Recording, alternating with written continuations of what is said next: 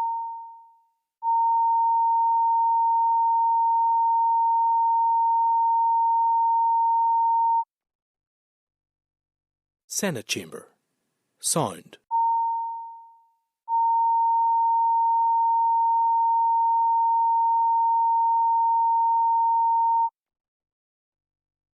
Senate chamber. Sound.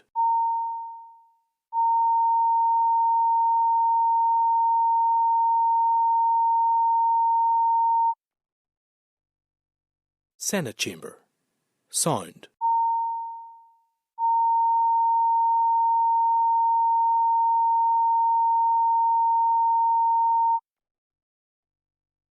Senate chamber. Sound.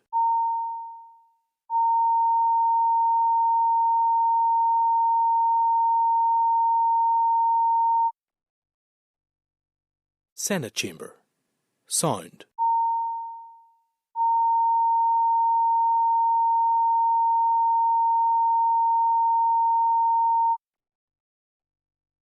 Senate chamber. Sound.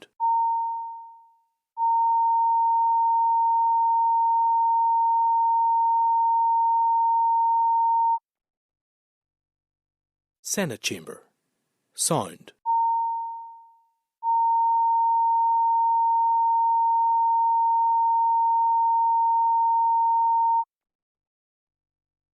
Senate chamber. Sound.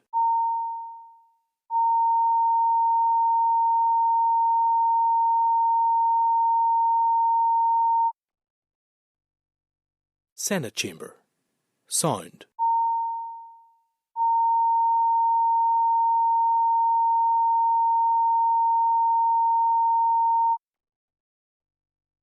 Senate chamber. Sound. I'm just going to try and see where Hansard are. No sign? No. Usually they're pretty good. We do have a couple of bits of chairperson's business first, so they will be. We are maybe don't like Okay, so members, welcome to the 65th meeting of the Committee for Finance. In this, the 22 to 27 mandate members, as always, the committee meeting will be recorded, broadcast throughout Parliament buildings and online. Members and those in the public gallery, put your phone on Zoom put your phone on silent or airplane mode or whatever. Okay. Agenda item 1 with no apologies. We are just about quorum at the minute. We don't have all members who said they were going to join us, so hopefully they will join us because we're sort of kind of up against quorum at the minute by one. But anyway, we have members who said they will join us in Zoom and we await them. Agenda item 2, declaration of interest. Members are obliged to declare any relevant or other interests. Deputy Chair. Yeah, APS, the Education Minister. Okay, thank you. I should also declare that I was in a previous life a UK civil servant, and some of the matters that we will discuss today will, I think, touch on that and on propriety questions. So I'll just put that on the record for the sake of completeness. Okay, members, agenda item 3 is. Okay, great. We'll talk about that. Okay, grand. Agenda item 3 is chairperson's business. Now, the first bit of chairperson's business is the oral statement from the Minister on the strategic roadmap yesterday. Members, that's page 6 of the meeting pack and page 3 of the table pack. The Finance Minister made an oral statement to us yesterday regarding strategic roadmap on rating policy. So it's obviously, it was emailed to you yesterday. It's for members if they wish to have a comment. I have a couple of comments to make. One is about the broad policy, as to say I think we do need as a committee to keep on top of the substance of this. As I said, in a different capacity in the chamber yesterday, I'm not clear when we are going to see progress on this, in that we know that the previous minister announced a similar intention to act on the domestic max cap. Not only has that not happened yet, it hasn't been discussed as of yet in the executive. So I think we need to ask the department to provide us with clarity on when they intend to bring this to the executive.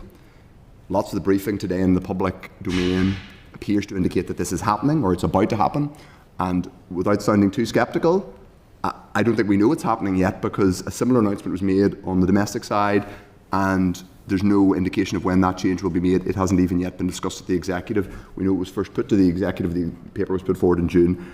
I think we need to get clarity from the department on when they anticipate those things being brought forward, because at the minute we just have a statement of a vague or a broad intention rather than an agreed policy. And I think it's important that we are clear with the public that those aren't the same things. But obviously we could even briefly raise it with the Perm Sec, but we have a lot to cover with him. The second point I wanted to raise in relation to the oral statement is one that actually touches on the propriety issues that we're about to discuss with the Permanent Secretary, and that's in relation to the timing of the oral statement that we had yesterday. It was the first item of business after member statements. It came up at just after 11 o'clock, I believe. Members, we received it, as with all other MLAs, at I believe 10:26 in our inboxes.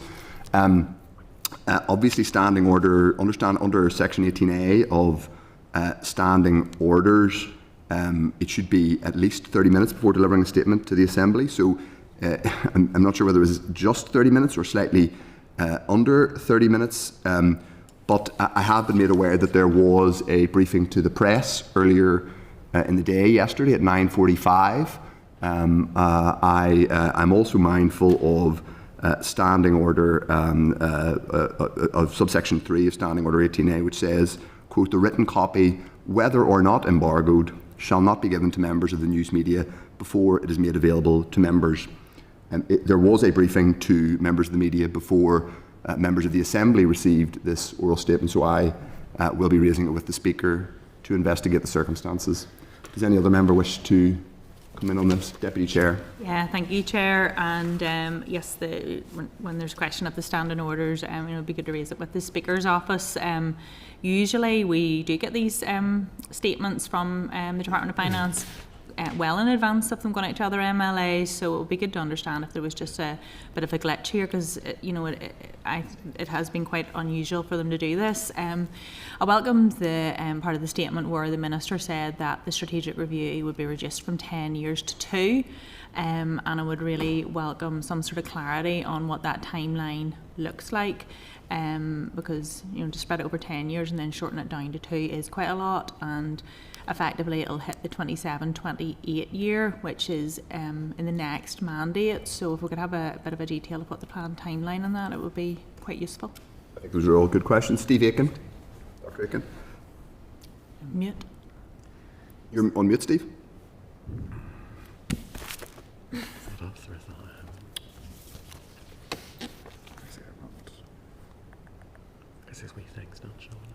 Or he's now.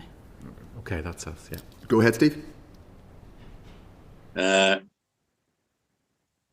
you hear me? Yes, go ahead. Excellent. I've been unmuted now. Thank you very much indeed for muting me. I just want to echo what the Deputy Chair was saying, because this is unusual for I could make complaints about other ministers and timings for releasing statements, but actually they're normally very good. So just like a bit of encouragement to find out what happened. Was it a miscommunication, or was it a deliberate change? But normally the Department of Finance are very good. So I just find it unusual, and it has been noted in the Speaker's office.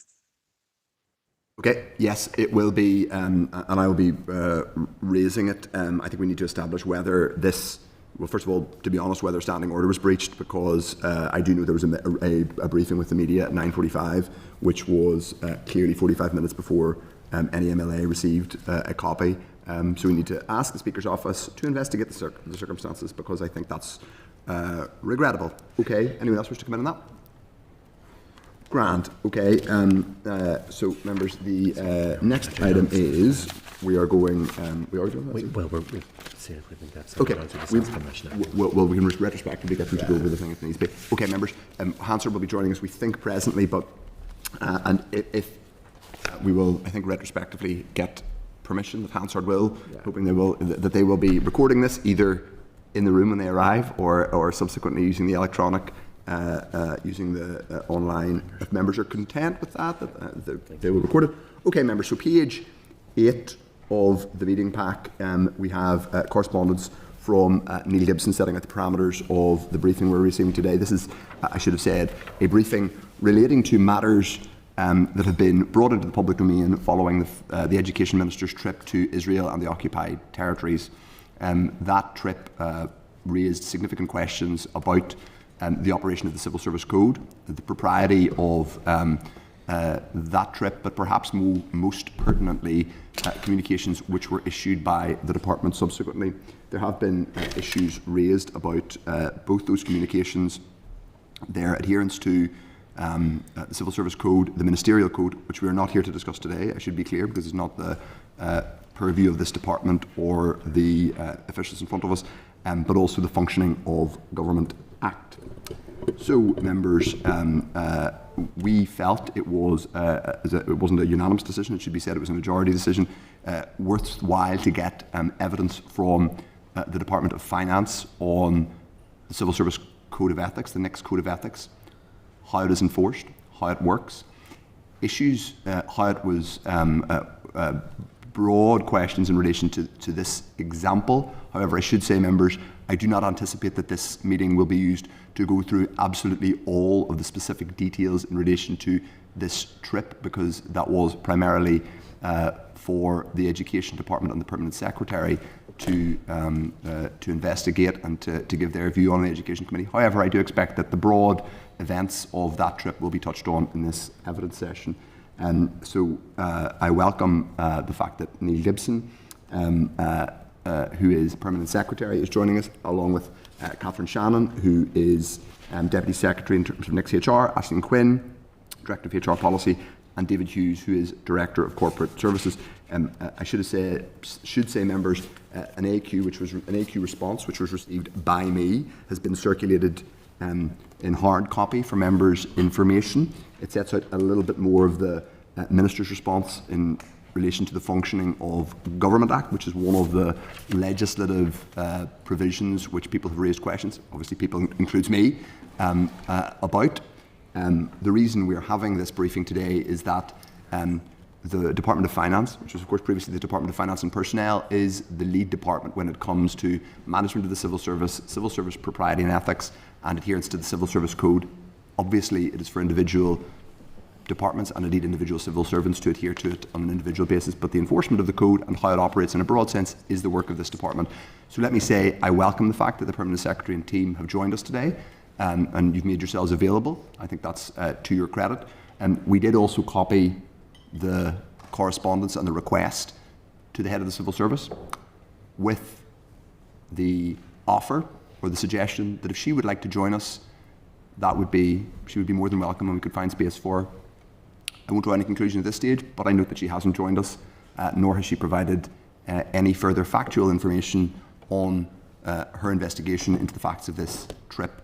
So I just note that at this stage for the record, but we may draw further conclusions about that in due course. So, members, we're relatively tight for time, so please do keep your questions limited. Answers limited too, please, if possible. There are a couple of other issues we would like to talk about today, including questions around the internal audit returns which we've received, and also some matters in relation to recruitment, so we have a lot to get through. So we'll turn it over first of all to you, Neil, if you have an initial statement. Without being rude, please do keep it brief so we can get into questions. Thank you, Chair, Deputy Chair, members. I am aware of my reputation of a lack of ability to be brief, so I will do my very best here. It's a fault that I share, so don't worry, we'll be. Yeah, delighted, and you've already introduced my colleagues, who I'm delighted to be here alongside. You've already mentioned some of the topics, won't rehearse that again.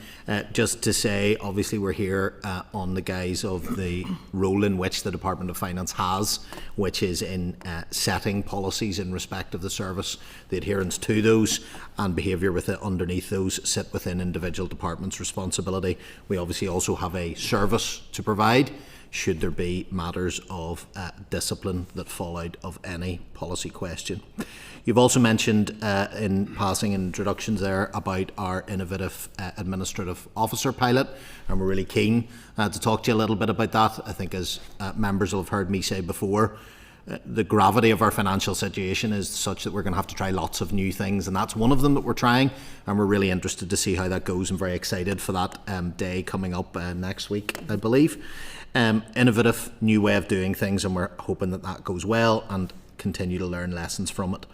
You also have been provided with our internal audit reports, which I know we will touch upon. They are an important and critical tool for me in helping to seek out where we have areas in which we could improve as a department. And I would, as I think I said in my correspondence, encourage very much a focus on the follow-up reports. I mean, to me, it's always a good thing to find where you could do better.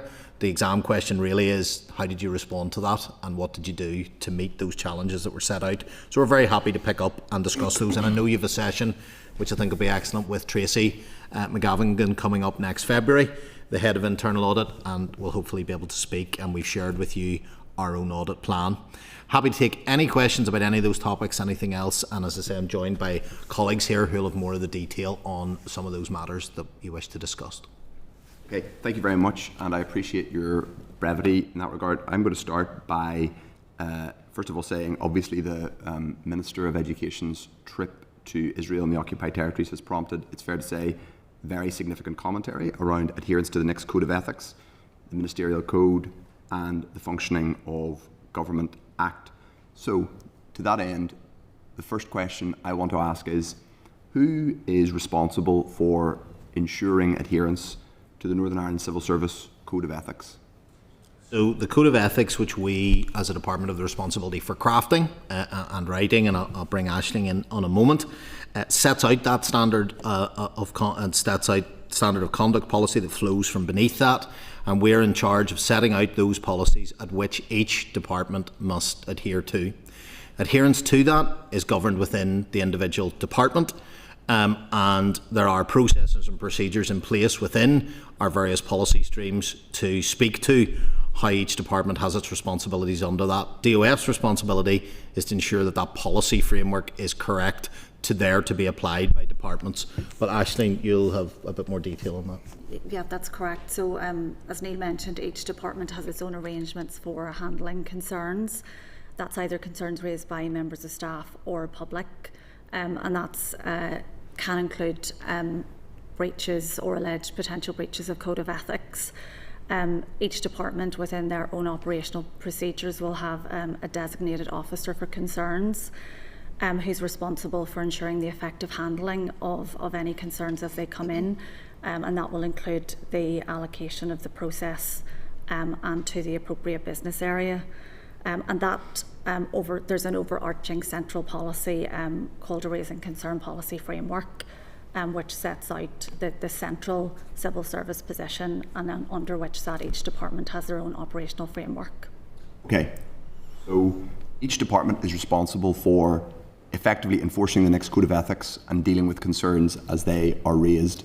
You are responsible for overseeing the overall policy framework. Have any concerns been raised with you, your team, your department about the events surrounding the Minister's trip to Israel and the occupied territories, either within the civil service or out with? Now, I don't know that I can answer if any particular correspondence to the Minister, but certainly to us, any correspondence of that nature would be guided to the department to deal with. So there has been no, if you like, generic question about the Code of Ethics per se, and any questions to the specifics of that trip would be sent to the individual department. Okay. Just to drill down on that, if a civil servant in the Department of Education or a civil servant in another part of the civil service, or indeed a member of the public, had a concern that the trip of Mr. Gibbon, and specifically the communications that was issued by the department, because that's the nub of this, violated civil service impartiality or the Code of Ethics, if they contacted you or your team, you would simply refer them back to the Department of Education? To the designated officer who has that, if you like, the kind of gatekeeping of how that would then be handled within the department's procedures. That designated officer, what do they then do? Well, fortunately, I have Duff's designated officer right beside me, so I can defer that to David to speak about. So to answer your point specifically about this, nothing has come through the Raising Concerns team, in my team, or to me as designated officer about this case. If it were, as Neil has described, anything which we do occasionally get issues which are raised in the Department of Finance which aren't for the Department of Finance, it's then passed to the relevant department. Each department will have... It's slightly moot whether it's been raised with you or not, because you would simply pass it back to education. Yes, so but we'd know that it had come in. Even if we pass it on, we make sure that we've noted it so that we have sight. and each department will have its own arrangements for who looks at it and how it's handled and all of those things. And there are some sort of high-level principles which will be followed, but each department will have its own arrangements. When it comes to their own arrangements, is it true to say that ultimately it would be the Permanent Secretary who is responsible for those arrangements and whatever view is taken? Of the propriety or otherwise of actions taken? I think that's the kind. The arrangements in each department is the kind of thing that would be agreed by a departmental board to be in place for the department as part of their sort of management structure. And certainly in the case, speaking of finance, the answer would be yes to that. For finance, which is the department I can speak to, I would ultimately be responsible for the standards and the upholding of those within the department. Okay, I've got a couple of questions about, and then I will bring in members in a minute. Theoretically, were the Minister for Finance to visit Jerusalem and say he was going to somewhere in East Jerusalem where they were doing civil service recruitment, which is an area of responsibility covered by your department, but perhaps he wouldn't have found out, or perhaps he hadn't indicated in advance that he was going to do this trip. Were he to inform the department that this is me in the hypothetical case of the Minister of Finance, I'm going to a civil service recruitment office in East Jerusalem. It's been arranged at the last minute, but I'd like to issue a departmental press release about it. How would you respond? I don't think it's fair to try and hypothesise what a hypothetical would be. All I could say to that is, as we've alluded to, I would take the Code of Ethics by which I'm bound, assess what I'd been asked to do, provide the advice and act accordingly. But I don't think, and I wouldn't like to get drawn into trying to speak to what decisions other departments have had to make. But if that came to me, I would make the assessment of that, provide the relevant advice and act accordingly in line with the policy. Would you take account of the fact that going to an area which is a subject of high political controversy and is occupied, and we have subsequently found out is in a place where no UK minister would visit and hasn't visited for at least 60 years, because it's certainly in a kind of general non-diplomatic way, would that be part of your considerations when you were considering what you would advise a minister? Every relevant fact, everything that was relevant to the decision, and hopefully you're in possession of all of those when you make your assessment. But yeah, any relevant facts, whatever they might be, would be taken into consideration. So whenever the Education Permanent Secretary was asked last week the things that he bore in mind when deciding whether to fulfil the request from the Minister to issue communications on his visit, the first thing he said was that the first thing he said that was of the things that he bore in mind before, I think he mentioned the next Code of Ethics, I think I'm quoting him correctly, was that the Minister had made a request. And then he said that it is a high threshold for refusing a request. What is your advice, the central advice, given this department runs the central team, in terms of advising on how the Code of Ethics is applied? And that's why I asked you a hypothetical example, because you and this department are responsible for setting that. Ultimately, the head of civil services too. She isn't here, she's chosen not to come. So I'm asking you, in this situation, do you advise civil servants, permanent secretaries or other senior civil servants that the first and most important thing to bear in mind is that a minister has made a request? Again, I want to be careful about speaking about a colleague and friend, but what I would say is that the Code of Ethics is your gold standard of what you must refer to, and certainly that would be, I'm not sure if I'd been asked the same question whether I would necessarily choreograph everything perfectly as to what I did first, but certainly Code of Ethics remains the gold standard. And I think it is important to say you can take it is a high bar, because you're ultimately here to serve and deliver the policy priorities of your minister, but we do all that we can as a department to remind people of the importance, from webinars to updated material, about the importance and the centrality of the Code of Ethics. So that would be absolutely paramount in my thinking. The idea that you can't hypothesise is surely anathema to how you operationalise a civil service code. There's no way of explaining it in the abstract. It has to be done through hypothesising. There's no other way to do it, is my view. But I do need to bring other members in, so I want to ask one final question. Your department is the lead department for the functioning of Government Miscellaneous Provisions Act, which was passed in 2021. Section 7 is absolutely clear. A minister or special advisor who holds a meeting with a third party about official business must take such steps as are reasonable to ensure that the meeting is attended by at least one person serving in the Northern Ireland Civil Service who is not a special advisor. I think lots of people, reasonable people, think that as soon as the department issued a communications about the minister's trip to this school, the OFAC school, it became ipso facto an official meeting. Therefore, the Functioning Government Act, in the minds of many reasonable people, in fact most people I've spoken to, they think that act has been breached. Are you confident that that act has not been breached? Do you stand over the view of the Education Permanent Secretary?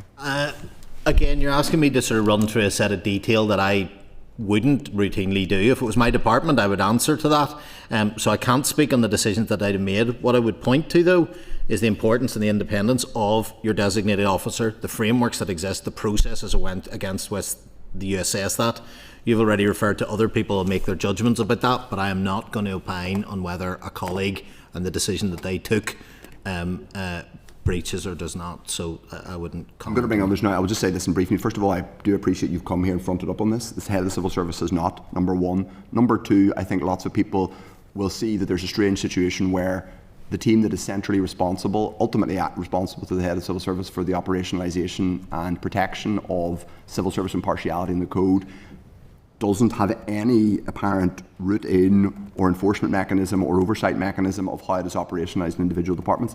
That is purely for the Permanent Secretary, who, in this case, when asked about what he deemed to be most important when analysing the appropriateness of this communication, his first go-to, as it were, was that the minister had asked. That's fair enough. All civil servants have to work to ministers.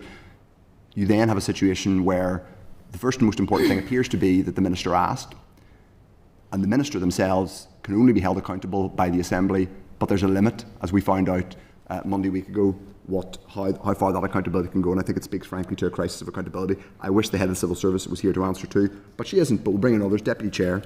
Thank you, Chair, and thank you all for coming here. I thank you for your letter that was received last week in advance of this, which I thought was quite clear.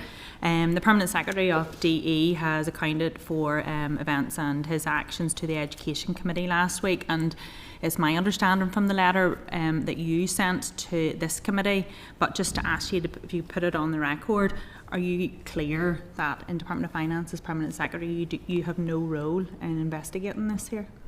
Yes. Okay, thank you. And I thank you all also for not being drawn on the hypothetical situations to try to frame pantomime villains out of other civil servants or elected representatives, which I feel is just part of a political witch hunt here that this committee would be better not spending so much time on. But I also had an item of interest I wanted to raise whenever you were here. It was on the internal audit reports.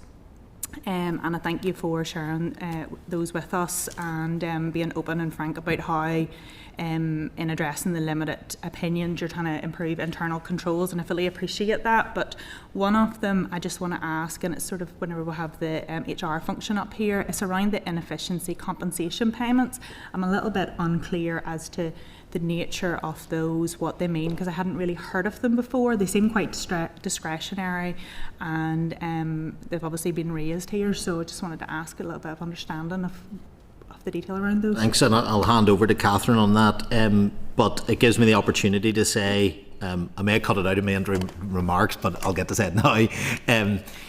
The real importance that audit plays, and we very much welcome your interest in the reports. Delighted to say we've just recently got a new satisfactory update follow-up report to that, and you'll be getting that shortly, to that particular one that Catherine will speak to.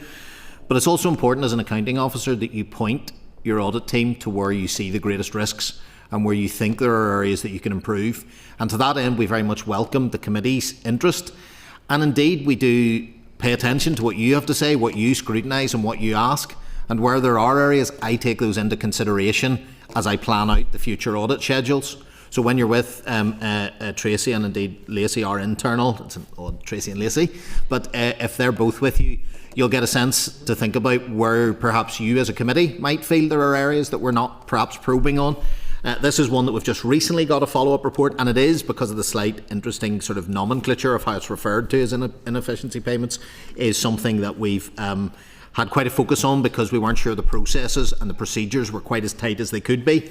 And actually one of the things which I must say to Catherine's credit, increasingly my leadership team are coming to me and saying I'm trying to reform a service. Can we bring audit in to have a look at it to help us see where we can learn? So, Catherine, I'll let you speak a little bit more about the detail of that particular one. Yeah, so the inefficiency compensation payment is part of the civil service compensation scheme. So I think, and for me, when I came into role, and it was something that was new to me also, but I wanted to be assured that in terms of the application of that and how that was applied, that we were putting robust governance around it. So we looked at how that process would be applied under the scheme, and really what it is that if someone is dismissed as a result of inefficiency because of sickness absence, there is a potential for them to apply for a compensation payment. Compensation payment is paid on a percentage basis, and it is determined by NICS-HR. So we will look at a range of evidence in terms of whether an occupational health report, looking at the individual's absence and the absence periods, looking at were there any reasonable attempts for the individual to come back to work in the circumstances of their absence, their engagement with HR, their engagement with management, and sometimes, individuals with the best will in the world, and dependent on the nature of their illness or absence, they're just not able to get back to work, and that is a process then if they are dismissed on the basis of absence over a protracted period of time. They then can apply for that, and then we have then adopted a process within NICS-HR where the ER manager, who would be responsible for the management and case management of that individual case, would make that assessment in terms of a percentage of the compensation payment. That would also then be discussed with their peers. So we have a group of grade 7 ER decision makers, employee relations decision makers. They would also assess in terms of, look, is that a fair level of compensation? Have we applied our processes correctly? And then that would ultimately come to me. So that was the process we put in place in terms of the application of that aspect of the civil service compensation scheme. And we asked internal audit to come in and have a look. Like, we've developed this new process so that we can provide assurance to Niall as PermSec that there are adequate governance arrangements around that. And that was, I suppose, our first cut at it. And as we did say, that the audit rating was limited with a number of recommendations, but I'd say from October we've now got a satisfactory assurance on that. So it's really just that we have effective governance around the application of that scheme. And one last remark is, Catherine alluded to it, was about there are circumstances when people can't make it back to work. And one of our driving goals under the Minister is to have a compassionate and understanding service. And when you think of the roles from prison officers to, road gritters to forestry workers, a long career in that can take its toll. We have an average workforce age that's toward the latter age, much older than most private sector comparators. And therefore there are situations with the best will in the world and all our OC health interventions and support, there isn't a route back for that individual to work. Just for sick then, whenever I read it, I thought it was just periods of unexplained absence, but it's specifically for sick. Sickness absence, management is sickness absence. And I suppose, and by applying the process. You need to bring others in. Apologies, Catherine, just because we've got very limited time, and if that's okay, Deputy Chair, we will have time to talk about this obviously in our inquiry. Steve Aiken. Sorry, thank you very much indeed, and thanks very much indeed, Chair. First of all, Neil, thank you very much indeed for coming and speaking to the committee, and I'll echo the remarks of the Deputy Chair, and I think this has been an undue politicisation of a system that should be dealt with effectively by the Perm Secretary of the Department of Education, which I think it has.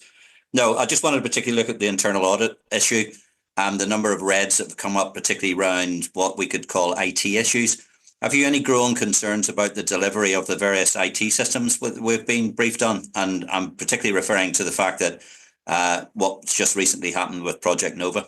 Over to you, Neil. Thank you. And it would be fair to say you typically have more audits in the IT space because they're more operational systems that we run. So they're frequently things you can, because typically audit focuses on transactions you do, be that money that you pay out or services that you run. So IT has an almost disproportionate volume of audits.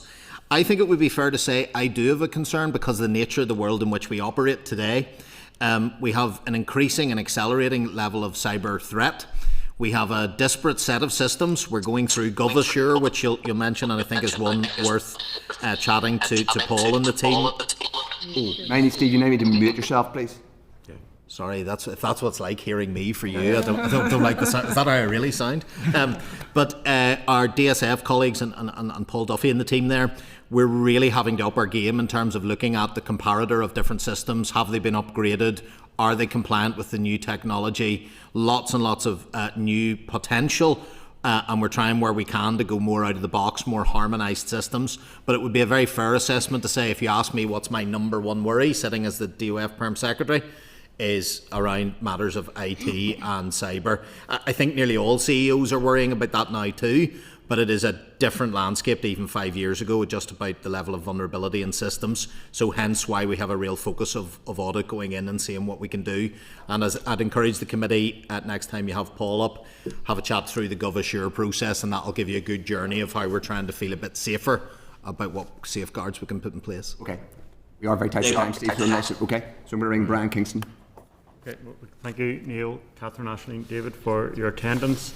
But I would reiterate the views that I do think you've been brought in unnecessarily, just to repeat what you had set out in the letter that we received last week, that the department, yes, sets the code of ethics and provides that guidance, but doesn't police the system. That's up to each individual department. And so you've been brought in today just to repeat what you'd put in writing in the letter. That's regrettable in terms of your time and our time. And I do think that's done for political purposes, and you'll hear different reasons offered by different members of the committee as their motivation.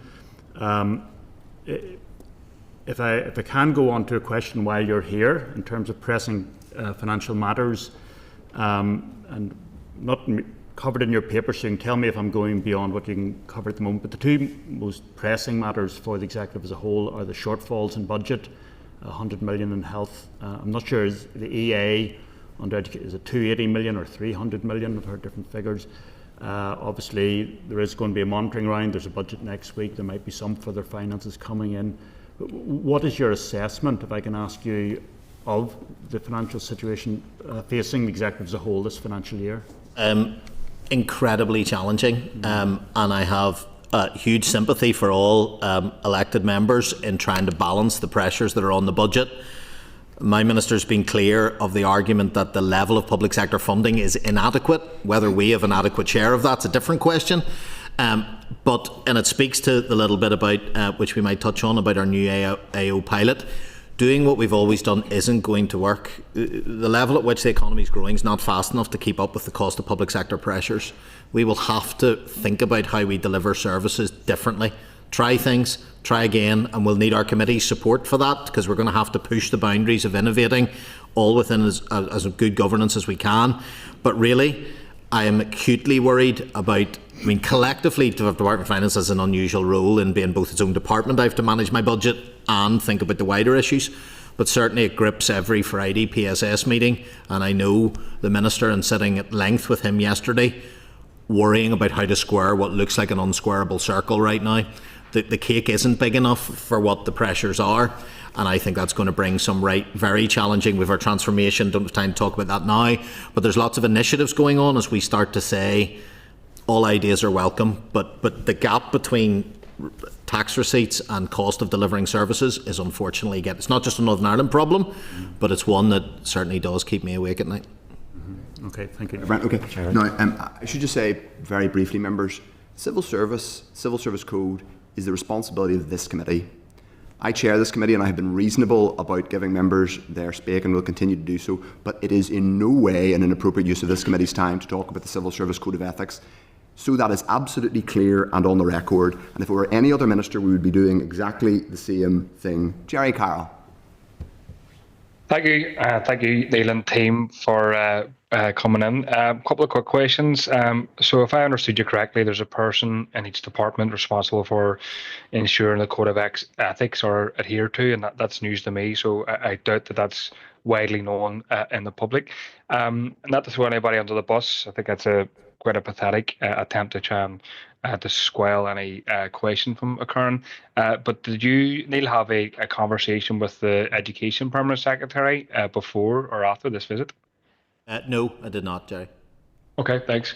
The other question I want to ask is the Education Minister. I don't know if you saw the answer to Matthew's assembly question, but the Education Minister has tried to say that he didn't partake in a relevant meeting, using the terminology from the legislation several years ago. I mean, I found it incredulous that somebody arranged and agreed to fly several hundred miles across the world and didn't have a pre-arranged meeting and just kind of stumbled upon a meeting. I mean, in your experience and kind of looking at these things, I mean, do you find that in a general sense credible, whether it's comment on the specifics of the Education Minister? Again, wouldn't comment on the specifics. One of the downsides or upsides, depending on how you look at it, in the Department of Finance, which has been my sole Perm Secretary role, is that there is not a lot of trips or visits for ministers. So I don't have a lot of experience of having to walk through the process of what a visit away looks like. But again, wouldn't speak on the comments, and I just saw that response just about half an hour before it came in today. So. Okay, and then just a quick other question. The Minister held a meeting on November 3rd with officials to review engagements against the provisions of the Act and weather guidance. I don't think you were at that meeting. Neither, no? November 3rd? No, not aware. Not that I'm aware of, no. Okay, and then just a quick one. I mean, I think some people would question the fact that, like, would a permanent secretary turn round to a minister and say, Minister, you're maybe in breach of the Code of Ethics? They've obviously got quite a close working relationship. So how likely of a scenario do you think it would be where a permanent secretary would pull a minister aside and say, you need to be careful here about Code of Ethics? Again, not speaking on the specifics, but yes, that would happen. It would be a requirement, and it would be something I would be expected to do and have done. You have done.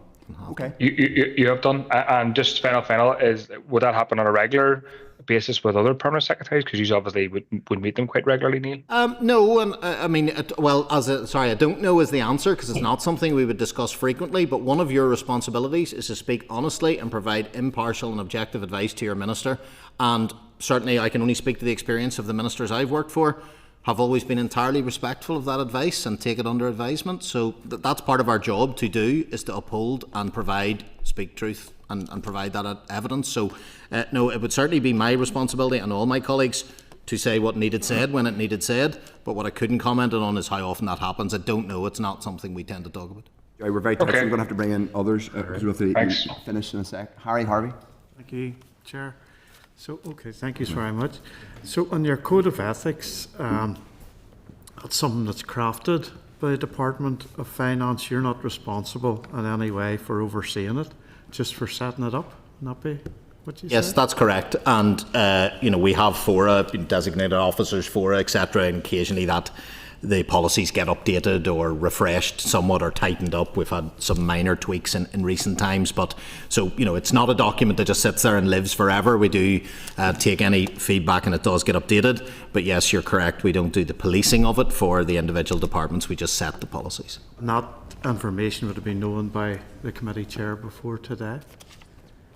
Yes. Yeah. Are you asking him how to see into my mind as to what I did or didn't know? And if I could continue on, designated officer, you said that each department has its own arrangements. Would that vary from department? I'll bring in David as ours, but yes, and the reason for that, when we actually looked at the Raising Concerns framework, departments are so wildly different. So those that deal a lot with the public, direct public facing services, would have a lot more queries and questions. So they might need a special apparatus, a committee to, if you like, triage what comes in.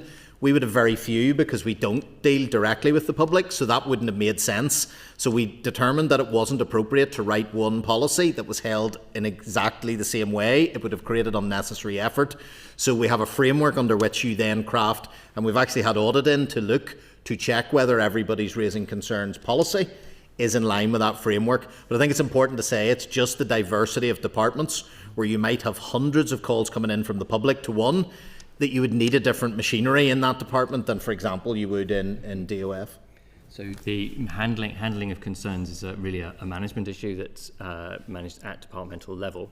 And the departments, as Neil says, have quite different profiles of the kind of concerns they get. So the arrangements in each department are different. Okay. Appreciate your answers. Okay, one very brief one that remained Deirdre Hargey, who's our, I think, final questioner.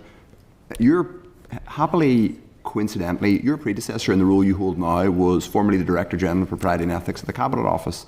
Now Baroness Gray. She headed up a team whose job was, and I'm quoting from the UK Civil Service, the Cabinet Office website, the Propriety and Ethics team provides guidance and support to ministers and civil servants on ethical standards.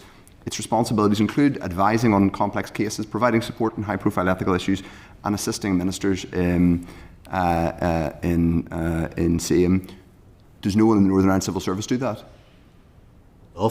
Doesn't. That's the only answer I have to that. I don't know. The same structures don't exist here as exist in the UK government. Obviously, I'm aware of that, but the equivalent, of course, the same structures don't exist. But is there an equivalent person or an equivalent team? It's not in DOF. Is it within the head of the Civil Services Office? No, because departments are separate. So there is no one who is centrally advising. I think that's why this meeting was important today. We established the fact there is no central resource to advise ministers or permanent secretaries on propriety, as your predecessor in the role you hold now did in her previous job. Deirdre Hargey. Yeah, no, thanks very much. It's just, again, I would like a bit more clarity on the designated officer, and I suppose the firewall between I suppose the minister, and that if the designated officer does have concerns, to make sure that those concerns aren't just being pushed to the side.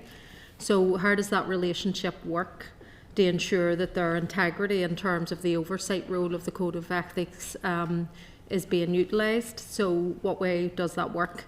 And you'd said earlier that each department may add additional codes of ethics and stuff. Does that still get approved centrally then by yourselves? So I'd just like a bit more clarity on that. Just picking up the second point, so there'd only be one code of ethics, but each department might operationalise it different, so they might need a committee or they might need a group because they have so many to deal with. So it would be more in the operationalising, but the policy is set central. There's only one code of ethics policy. David can speak to that independence, because of course there could be questions coming in about me, for example, that David would then have to handle, and there has to be appropriate checks, and I too have a line manager. Yeah, so the way in which concerns are identified and handled is what we've got to remember is that concerns actually cover quite a very, very wide range of different issues. So what we're talking about here are concerns that someone may have breached the Code of Ethics, but actually there are numerous other kinds of concerns that can be raised by members of the public or members of staff that something's gone wrong in some way. And so each department will do it slightly differently, but certainly in the Department of Finance, anything that comes in that looks as though it is raising a concern that something's gone wrong will come to the Raising Concerns team. There is an assessment of whether it can be dealt with in the business area that it refers to, or whether it needs to be dealt with in a parallel business area, or whether it actually needs to be looked at separately. And so if it involves, in particular if it involves the most senior colleagues, then we need to handle it carefully to ensure that there's no conflict of interest. But that clarity on conflict of interest is necessary in all cases, so that the person raising concerns knows that it's going to be handled with integrity. Part of the code talks about complying with the law and upholding the administration for justice. Does that include international law? I'm not aware that it's a question that's being raised specifically in relation to the Civil Service Code of Ethics, but I don't know if colleagues are aware of any other area. I don't know. I don't know is the honest answer. Being untruthful, I don't know. You think it should, maybe? You did, or you? No, I think that's a point where we need clarity. And I I'll think take if that people away. are raising concerns, then, I mean, they might not know that there's a particular designated officer in terms of looking at the Code of Ethics of ministers, but if a complaint is raised within the department or a department, does that still go to the Code of Ethics designated officer to have a look at it to see if there is any breach of the Code of Ethics? Yes, and actually there's quite a bit of work done to make sure awareness is high, and you can find, if you Google for it, you will find, other browsers are available, you can find the name of the designated officer, but it's also important within your leadership group and your team that you constantly re-communicate. If you have any, this is where it's, and David would do a lot of triage just to look at something that maybe isn't appropriate under that vehicle, but better to be safe than sorry. So it's very important that there's a clarity for our staff and for the public, that they feel that there's a place that they can, and we are doing quite a lot to make sure that that's well communicated, well understood, and that people know who those individuals are and can get to them when they need them. And just my last then, so obviously pertaining to the issue at hand, and I do think it's appropriate that we get clarity on these things. I don't think it hurts anyone to understand the roles and responsibilities of ministers and indeed of the civil service more holistically. But in terms of a minister goes in a personal capacity on a paid visit by a government, that where its leaders are up for in the International Court for War Crimes, and where the International Court of Justice has also made rulings as late as last summer in terms of breaches in international law, and then the department moves to issue a post on their social media in breach potentially of that law. Do you not feel that there's a code of ethics, conflict of interest issue that arises from that? Again, I don't want to speak on other departments' behalfs.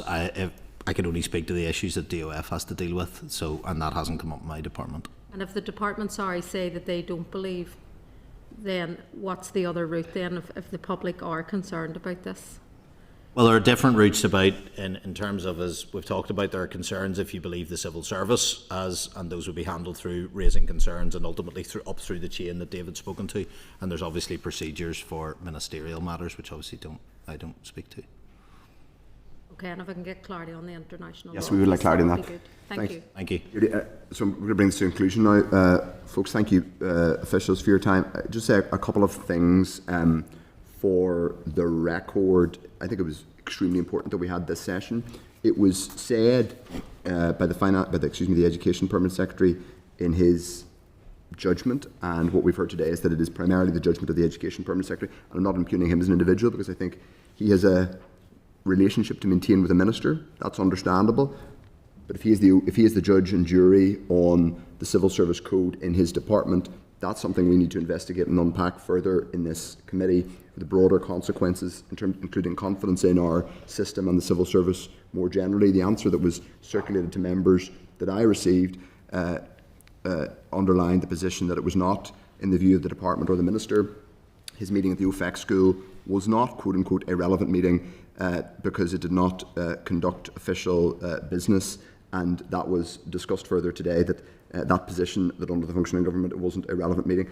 I happen to have seen a separate answer which was given to Mr. Carroll, our committee colleague, who which explained the other attendees at that unofficial meeting with the Minister of Education. And at that unofficial meeting were the principal of the school, but also Nina Seltzman, Senior Deputy Director General and Head of the Pedagogical Administration at Israel's Ministry of Education, the Director of the Division of International Relations at the Ministry of Education. Quite the unofficial meeting guest list.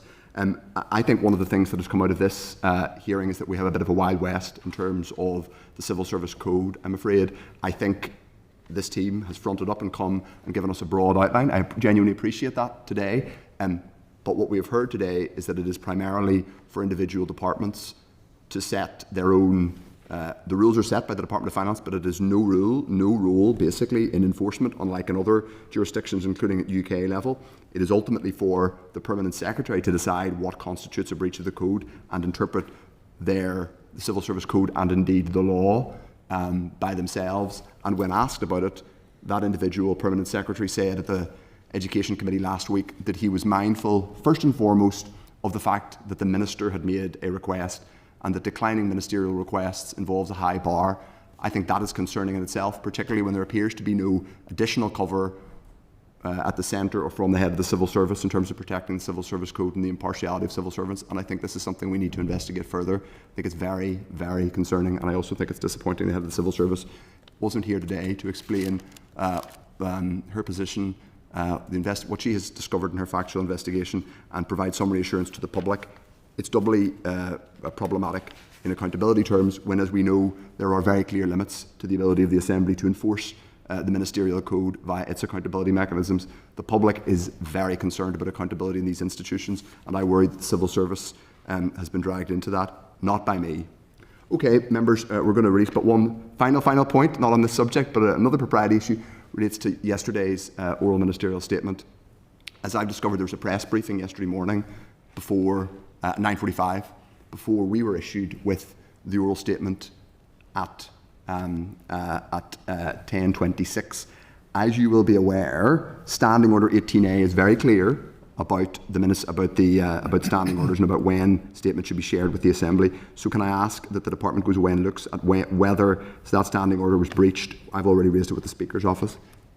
Yeah, I'll take that away. I don't have the answer to that too. Okay, but thank you. I'm aware that journalists were briefed at 10:45. None of us received it until at 9:45 on the rating statement. None of us received it until 10:26. So this one definitely is for the Department of Finance in terms of propriety, so we'd like an answer. Thank you. Cheers, guys. Thank you. Appreciate you coming. Thank you, members. Okay, members.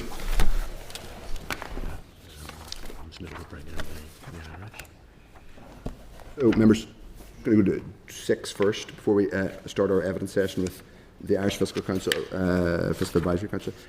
Agenda item 6, draft minutes of the meeting we held on the 12th of November. That's at page 90. If members are content that they are a true reflection, I'll sign them. Are we content?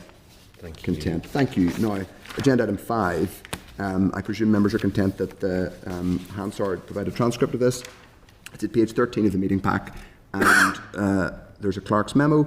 We also have the Department of Finance response to the OECD call for evidence and the OECD review of the Irish Fiscal Council, which is at page 21. So, say members, this is the 5th briefing on the bill, and the first of 2 today. We have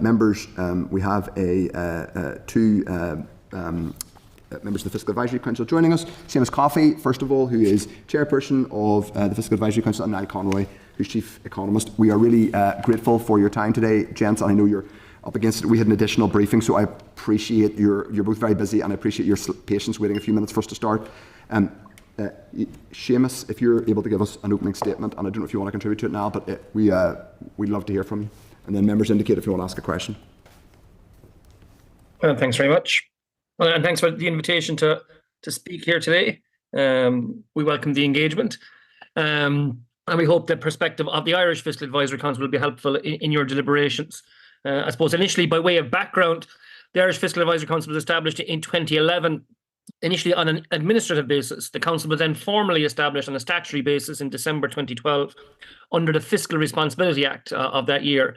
Independent fiscal institutions can provide an independent assessment of the public finances by raising awareness of these issues. A more informed debate can be had. Many advanced economies are grappling with the cost of ageing populations, climate change, other spending pressures. Independent fiscal institutions are well placed to highlight some of these longer-term issues and the trade-offs policymakers may face. These issues are not often the focus of the annual year-to-year budget process. Reflecting on the legislation that had set up the Irish Fiscal Advisory Council, I might briefly highlight what has worked well and maybe what on reflection could have been improved.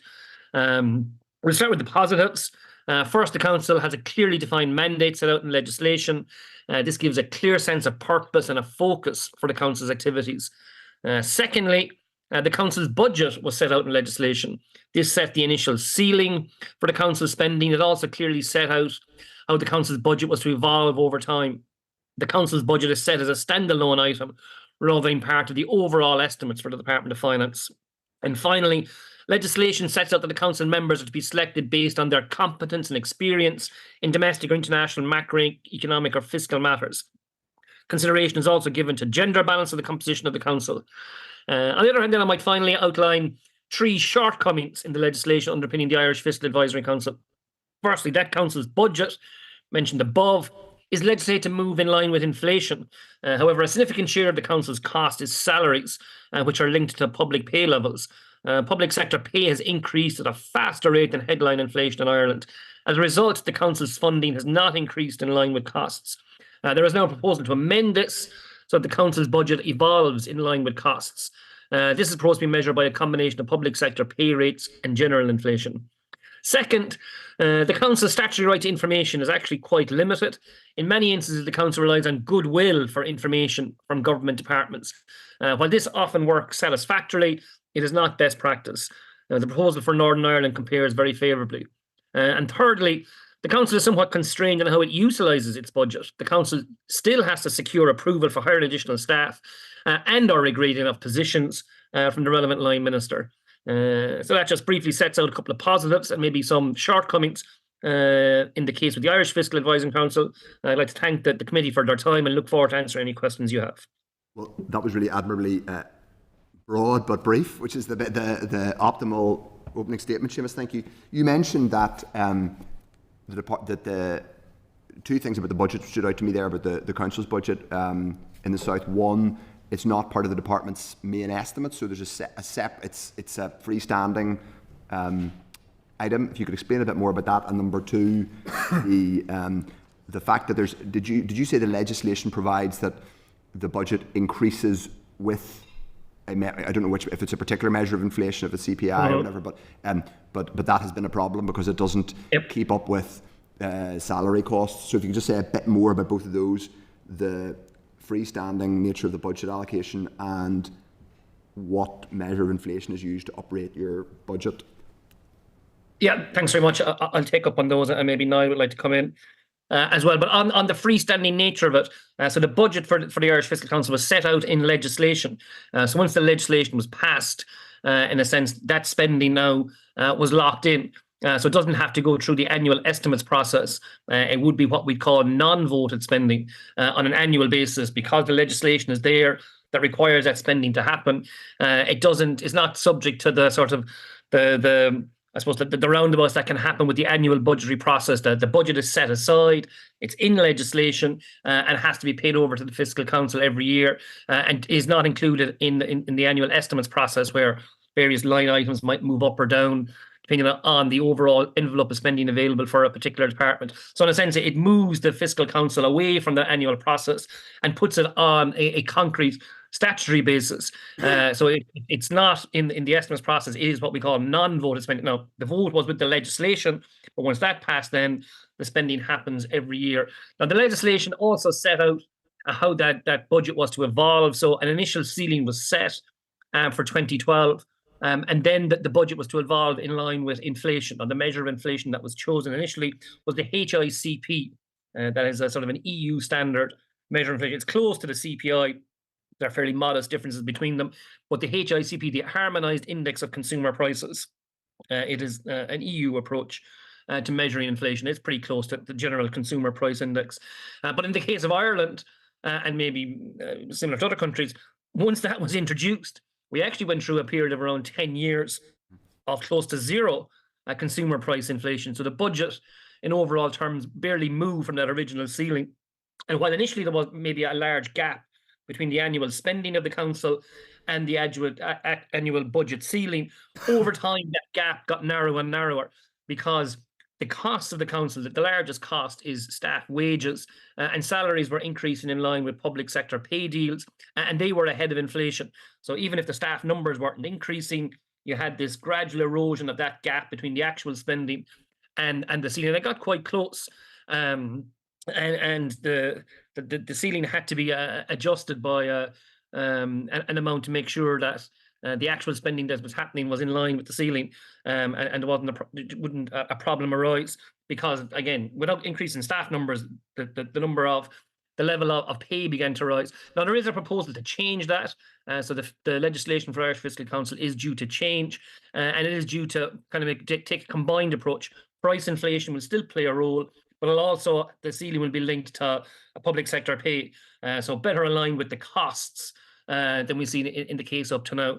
So we haven't necessarily met huge problems when it comes to that ceiling. We get to get close to it, but the ceiling was increased, and that in itself is a pretty significant change, because it does require a vote in Parliament. But now we hope that with the amendment of the legislation, a ceiling will be set, and the amendment and then the annual changes will be based on inflation and public sector pay. Again, just to highlight a final point about the ceiling, is that we don't necessarily, in the Fiscal Council, have full flexibility about how to use it. The legislation does require the Fiscal Council to still seek approval from the relevant line minister if additional staff are to be hired. If we're within budget and want to hire additional staff, approval for that position has to be got from a relevant line minister. And if we want to move a staff member to a higher salary scale, approval also has to be sought for that. So we do have a ceiling, at least it's set aside. It's not going through the annual estimates process, but there still are some restrictions on how that's budget ceiling is used. Okay, that's really helpful. And in relation to the access to information, which is another aspect that you mentioned, where you think we actually our legislation, we've heard actually that we could beef that provision up even more. But you think our draft law is more appropriate or more robust than south of the border? Yeah, so I'll let my colleague Niall come in that, who'd be more involved in the day-to-day engagement between us and various departments when it comes to accessing information. Yeah, so I suppose the area where we would probably have most engagement with the Department of Finance directly will be around endorsing their macroeconomic forecasts. So twice a year we would be charged with assessing and endorsing the macroeconomic projections produced by the department. And access for information on that side of our activity is perfectly fine. It's set out under a memorandum of understanding between ourselves and the Department of Finance, where in other aspects of our mandate, though, we are kind of relying on goodwill. So for things like access to information around, assumptions that might have been made as part of the budgetary process or information from various we don't have a formal right to access information from those bodies. So in those cases, we are kind of appealing to goodwill rather than having a formal or statutory right to get that information. So from the draft I've seen of the Northern Ireland Fiscal Council bill, it looks much stronger in that regard than what we would be working off here. Okay, that's really helpful. So you'll obviously be aware you're a fiscal advisory council and a very successful one. You're a fiscal advisory council for as it were, sovereign government, which has, issues its own debt and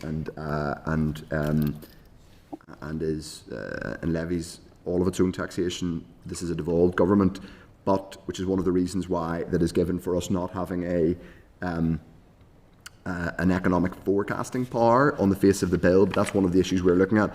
Do you think that the power, your functions in terms of forecasting, or at least looking or marking the department's forecasts, I think is that a better way of describing it? Is that complementary to the other fiscal work you do? Do you think it would be hard to do your core fiscal work without having some form of economic forecasting responsibilities too?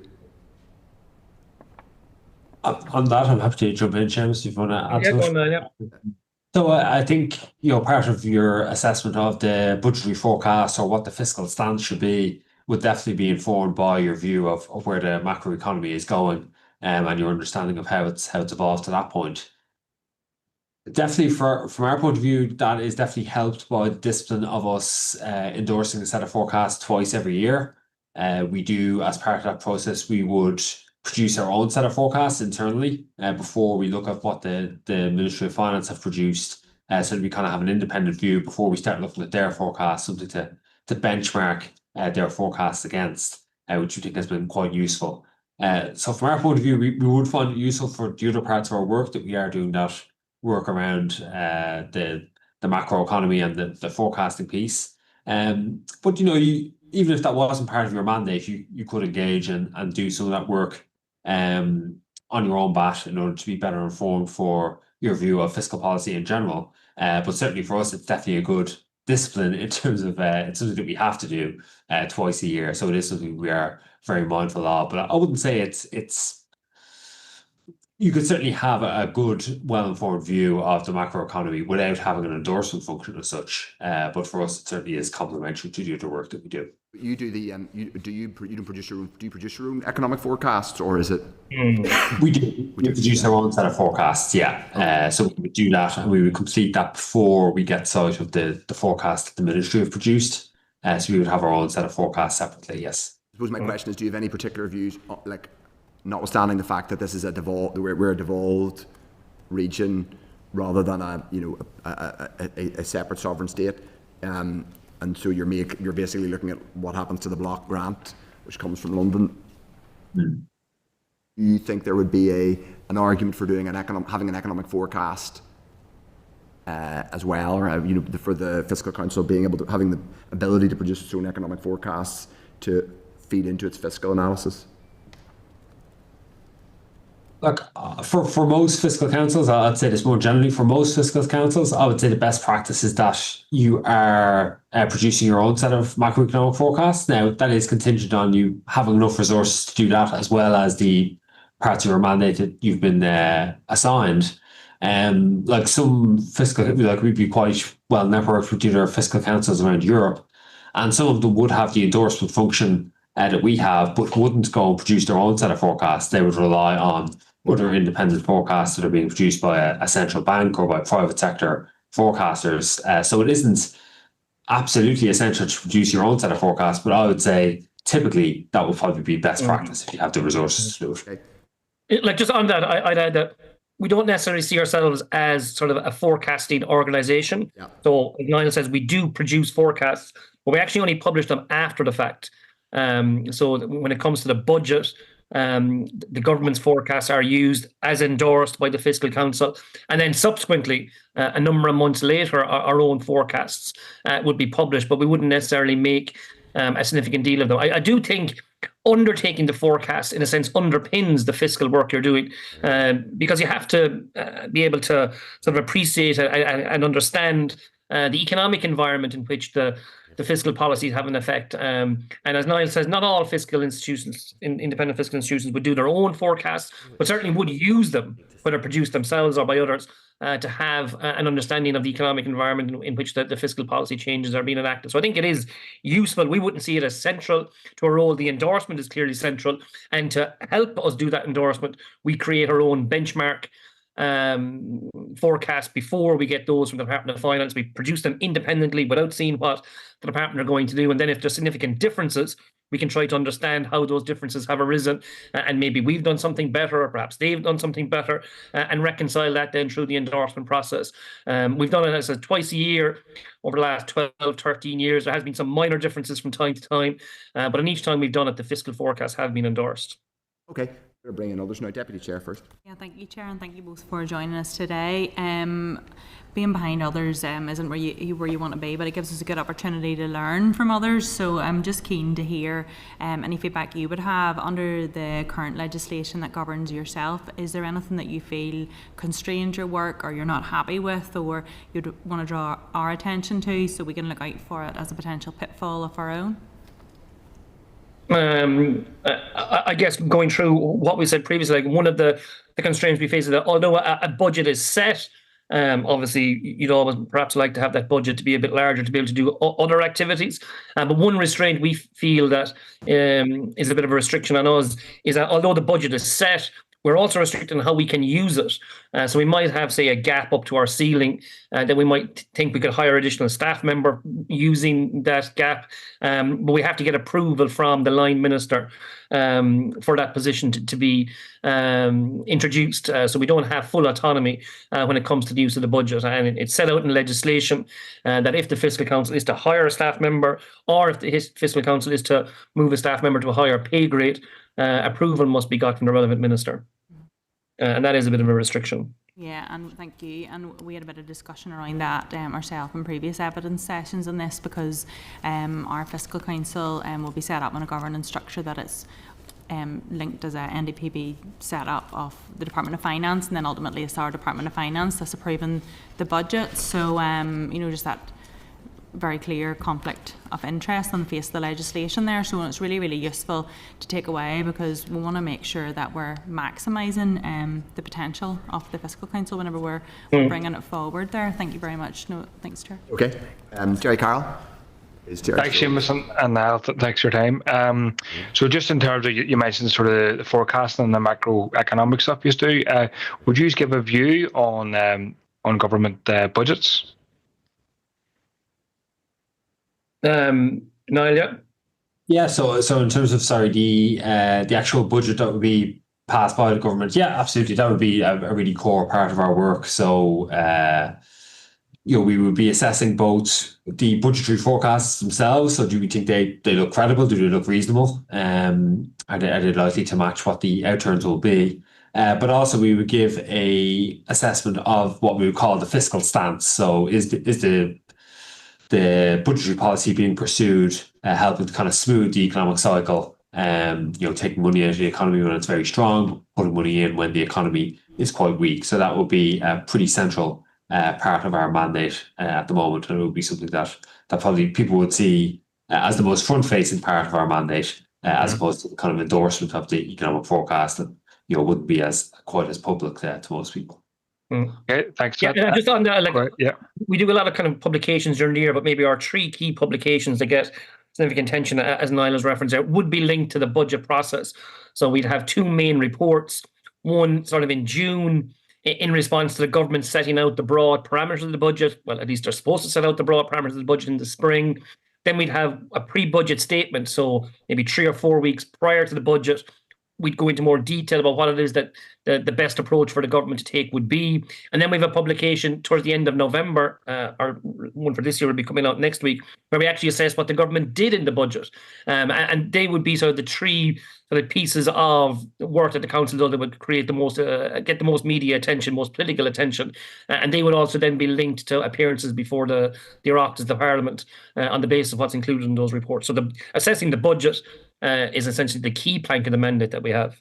Okay, and would you be minded, or have you in the past sort of criticised the budget for not doing a certain policy, or maybe the government kind of backtracking on a pre-election policy, or would you just tend not to criticise budget? How would you normally operate that? So in the main, we look at the overall impact of the budget, so the overall level of spending, the overall changes to tax revenue.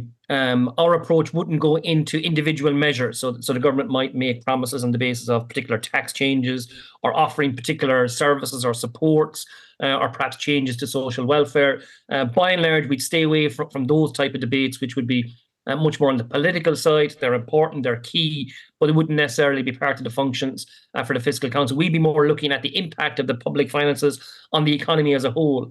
Is the government running a counter-cyclical policy? Is the government spending money into an economy that's performing poorly? Is the government preparing for the risks that might be coming down the track, both near-term risks in terms of economic growth, etc., and then long-term risks like demographics, climate change, etc., impact on productivity. And again, wouldn't be going into particular measures to try and look at those. But so in broad terms, we'd look at the overall budget. And yes, we would be critical at times of what the government has done if we felt that spending growth was maybe beyond the capacity of the economy to sustain it, if risks were building up, if the government was pumping excess demand into the economy was performing well. So in Ireland at the moment, we have an unemployment rate of around 4.5%. So the economy doesn't need fiscal stimulus. They'd be the sort of assessments we'd be making rather than looking at individual changes in income tax or particular payment rates. Yeah, thank you. And just kind of on that sort of, it may be called fiscal stimulus, but other terms could be used. There's obviously a huge surplus in the south, and there's been obviously a demand for that to be used rather than just, I think the government has used rainy day fund in different terms. Not just me and my party, but quite a lot of people would say that it should be spent to kind of tackle the housing crisis and insert any other crisis after that. Would the likes of that, would you give it a view on that and advise the government to do X or to do Y, or would you just not take a view on that? Yeah, so when it comes to the Fiscal Council, again, it wouldn't necessarily be what to use the money for. It'd be more whether the money is used at all. Again, the choices would be political. So if we take our current advice, what we'd be saying about what the government has done in the most recent budget there at the start of October is that they're planning to run down those surpluses. So for 2025, the government is expecting a surplus to come in of around 10 billion. That is a huge sum and pretty significant. For 2026, the budget that's set out is for that surplus to reduce to 5 billion. So the government are intending on spending a lot of the surpluses that have been built up on the back of perhaps uncertain revenues, particularly with corporation tax in Ireland, which has soared in recent years and is going to exceed 30 billion in 2026. But these uncertain corporation tax revenues of 30 billion are translating into surplus of 5 billion.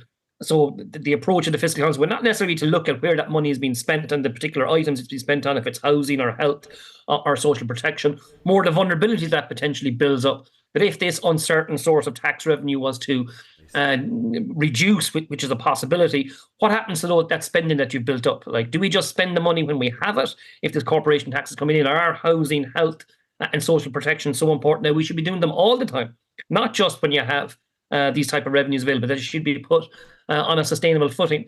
So we would be, in a sense, critical of maybe some of the risks that are being allowed to build up on the back of these huge tax revenues, which are a positive to be collecting them. But do you want such vital spending like health, housing, social protection, and to be based on them? That is the choice to be made. And it does appear, at least for 2026, that the government is choosing to spend most of that revenue. Thank you. Just final questions quickly. You talked about the vulnerabilities, and that was my final question. Obviously, the southern economy is quite connected and vulnerable to tariffs, corporations. Obviously, there's the language of Trump of America first and all that, to kind of withdraw, and threats of pharmaceutical companies and others being withdrawn from the south. I think that's a bit of critique of my party for years about the economy being reliant on that methodology, or that framework has been very, very vulnerable. Would you have a view on advising the southern government and the economy to kind of move away from that over reliance on US corporations, even for a self-interest perspective? You're absolutely right, and it is a key issue, and it's something we do devote considerable resources to examining the impact of the investment, the concentration, international policy changes, US policy changes, and that would impact both our macro forecasts, like what do we think is going to happen to investment and exports and employment, will be clearly linked, and also to the fiscal forecasts because of the huge surge in corporation taxes come through. And yes, you would be right. We would say that it would be a concern and a risk. If huge concentration, like of that 30-odd billion of corporation tax, which the government collects every year, over 60%, around 60% of that comes from just 10 companies. The concentration is extraordinary.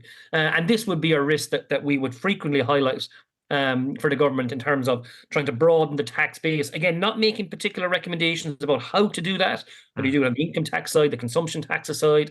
They're really political choices. But if you have such a narrow tax base, it is vulnerable, it can wobble. And down here, we have seen that back in 2008, when the tax base became very concentrated in construction and property-related taxes, and they disappeared pretty quickly. Now, we don't know what's going to happen with these corporation tax receipts. We don't know what's going to happen with the investment, but there are clear risks, and you're right to highlight them, and it's something we do devote significant resources to. We mentioned our main publications that are linked to the budgetary cycle. We also put out a number of papers a year on economic and fiscal matters and the role of foreign investment, the contribution of US companies, and the concentration of corporation tax are a regular feature in those publications that we put out. Thank you. Okay, Jerry. Brian Kingston. Thank you, Chair. Thank you, Seamus, Niall, for your time. I'm interested in the level of powers that you have. I notice you've the term advisory in your title. You've a role there, though, of scrutiny, and over the operation of the council, to what extent has it found itself in disagreement with government financial forecasts, and what is your role if you have a different view on financial forecasts compared to the government? I think it's always in the interest of government to talk up the economy and financial forecasts, and you would be trying to give a realistic assessment. So is your role almost to engage in the debate in the public square, and how much is it your role to challenge publicly if you are in dispute with what government's opinion is? Yeah, a very good question. I think we'd see ourselves as having three audiences. One is the government itself, and clearly the ministers involved in the setting of the budgets. Two is the broader political sphere, both members of the government parties, members of opposition parties, and engaging with them. And then third, you have the general audience, the general public, and we would seek to engage with all of those. We'd engage directly with the minister's officials through the endorsement process. We'd engage with the politicians through appearances at committees such as this, and we'd engage with the general public through media publications, media appearances, television and radio, and we'd see them all as being very important. In terms of sort of a formal what can we do if we disagree. Well, one, you can try to move the debate in your direction through all of those channels. But the legislation does set out sort of more formal mechanisms that we can trigger. Now, we've never triggered this, but the mechanism has a principle called comply or explain. So that if we were to disagree with a government position on the financial side, on the fiscal side, and say that this is completely inappropriate, either the numbers are wrong or the direction that fiscal policy is taking is completely wrong, we can trigger comply or explain, which gives the government a period of time, I think it's maybe 3 months, where they comply, they actually take on board the advice the council is giving and amend or adjust their forecasts or budgetary plans, or they go before Parliament, the minister has to go before Parliament and make a presentation to Parliament about why the approach taken by the government is correct and fine, and why it's in opposition to the view of the Fiscal Council. Now, that comply or explain has never been formally triggered, but it does happen informally. Like, so when we issue a report or issue an assessment of the government's budgetary position, ministers will get questioned by the media if there are differences between our assessment and their assessment, and that sort of comply or explain does happen implicitly, but within the legislation there is a formal comply or explain if we felt things were going very off track and had to be triggered. But since 2012 that hasn't been the case, but that provision is there. But we would see our audience of working with the government in terms of our assessment, working with the politicians, telling them what they see, and then going on the media as sort of an informal approach to achieving that same outcome. Okay, no, that's interesting. What was the second word there? Comply or explain? Explain. Comply or explain. Okay, no, thank you for that. One other question I want to ask, Chair. Obviously, the Republic of Ireland is part of the Eurozone, and you've referenced there to the need to comply with the Euro Fiscal Treaty. How much does that factor into your work, and has it happened that the Eurozone, whatever way that's managed centrally, have challenged the Irish government's budget or financial forecasts, and have you found yourselves somehow in the middle of disputes in that respect? To some extent, yes. Now, one thing about the broader EU rules and the Eurozone rules is that they're set for all countries, and they must take into consideration so the fact that they apply generally across a group of countries. So, like, we've frequently made two comments about the Euro fiscal rules, the fact that they're not appropriate for Ireland. And there are benchmarks or thresholds set within that EU framework, but it's on the basis of GDP. And we've already spoken about the high concentration of foreign companies in the Irish economy, and that also, and the high amount of corporation tax that they're paying, but it also leads to a high level of profits of these companies in Ireland. And that isn't money or income that's available for us to spend. That is the money and income generated by foreign companies. That goes back to their shareholders, mainly in the US. Now, we do get the 12.5% tax on the top, but Irish GDP is a huge number that doesn't necessarily reflect our ability to spend or our ability to service debt. Now, at EU level, there are thresholds that your annual deficit can't be bigger than 3% of GDP, and your overall level of government debt shouldn't exceed 60% of GDP. Now, from an Irish context, those benchmarks are inappropriate, and they should be better framed in terms of Irish national income, which is about 60% of GDP. So one issue with the EU framework is that Ireland rarely, at least in the last decade, rarely gets close to those thresholds. There was obviously the sovereign debt crisis in 2008, when we significantly exceeded them, but we're in a different world now, where Irish GDP has ballooned in recent years. So we actually would find ourselves somewhat in opposition to some of the more benign assessments made at European level, which follow the rules to the letter. They're based on GDP, wouldn't take into account the surge in corporation tax in Ireland, and would generally see Ireland as being in a hugely positive position, running surpluses, having a debt ratio that's well below that 60% threshold, where we, on the other hand, domestically would be saying, look, these EU rules aren't appropriate for Ireland. We should be following our own interpretation, our own framework based on the national income that we have, which is much lower, and taking into account the risks we face, such as corporation tax. At EU level, they just view that as being a source of tax revenue, don't take into account the concentration. And so you can get some conflict there, where you have a relatively benign assessment, legal assessment coming at EU level, and maybe a much more analytical and maybe a much more critical approach happening at domestic level. And it can be hard to get your message across, particularly when the government saying, look, we're complying with the fiscal rules. What is our fiscal council doing, criticising us when we're living up to our legal obligations, where we go a bit beyond the legal obligations and look at the economic consequences? Okay, that's very interesting. There was Eurozone restrictions inhibit your total financial sovereignty, and your role in that. That's very interesting. Thank you. Okay, so no further members have indicated that they wish to ask questions. I'm just going to ask a couple of final ones to clarify points. One of the other, it goes back to something we discussed earlier on, and it's been a perennial question for us to get to the bottom of, is we talked about the budget setting process.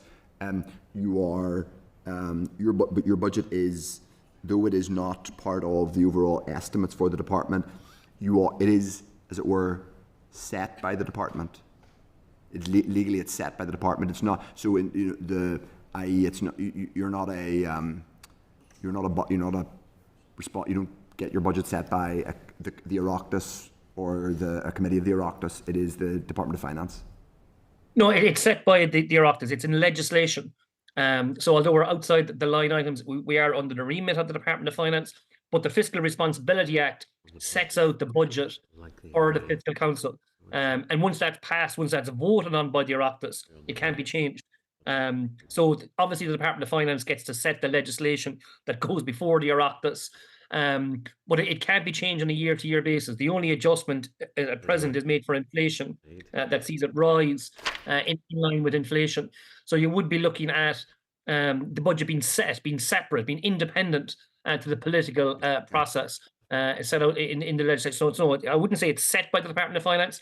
It is initially when it comes to the legislation, but then on an annual basis, it can't be changed unless they go back to the Oireachtas, back to Parliament, and get a vote of Parliament to change it. And that is something that is probably unlikely to happen. So it does ring fence and set out the budget and gives that independence. In a kind of formal legal sense, it's the department, but because it's separate and they are constrained in law from, for example, if you had a minister who really didn't want a fiscal advisory council to exist, or was really hostile to its working, or it was in conflict, they couldn't automatically just say, right, give them tuppence halfpenny next year, we'll see how they like it. That cannot happen. Okay. They would have to go into Parliament, have to put legislation amendment through Parliament for that to change. Then would have to explain to Parliament why it is they're doing that and why Parliament is to vote for it.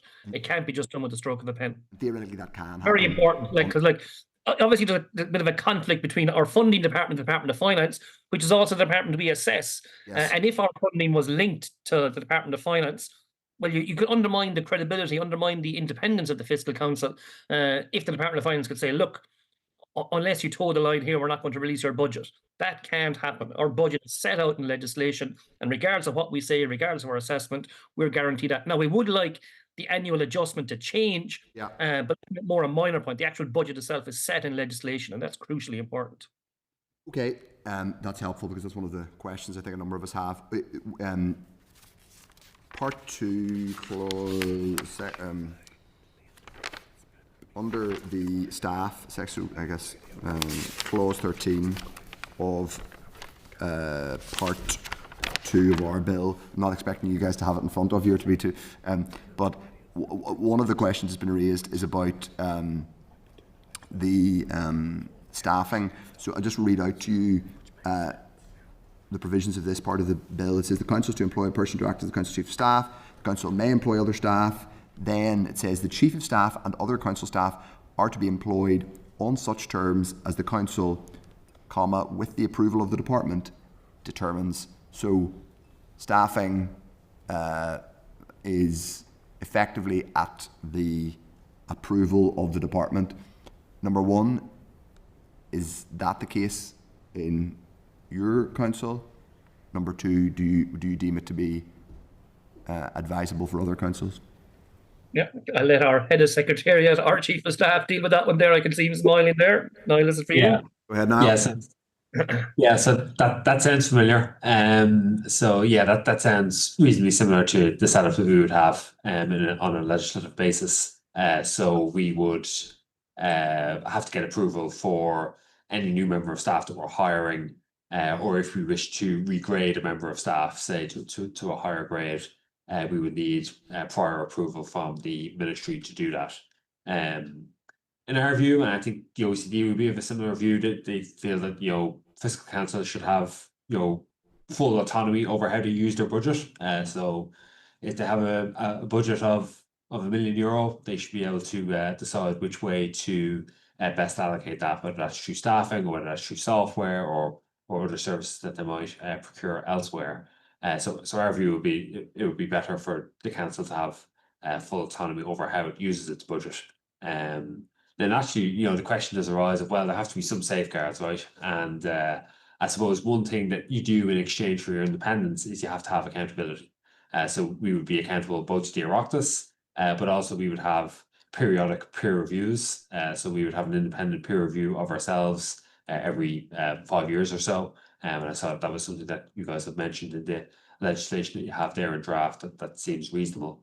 I suppose the other thing I'd say on that as well is, you could say, oh, well, you don't want to give the Fiscal Council too much autonomy over how it spends its budget, but trust me, there's no body that's more careful with how it spends its own money and is more sensitive about misspending money than a Fiscal Council that is advising a government on how to do so. So it is something we are very mindful of. And like when it came to the establishment of the Fiscal Council, there clearly was views that there was risks here. So we have the budget set, we have the budget ceiling indexed in line with inflation, as Niall has gone through there.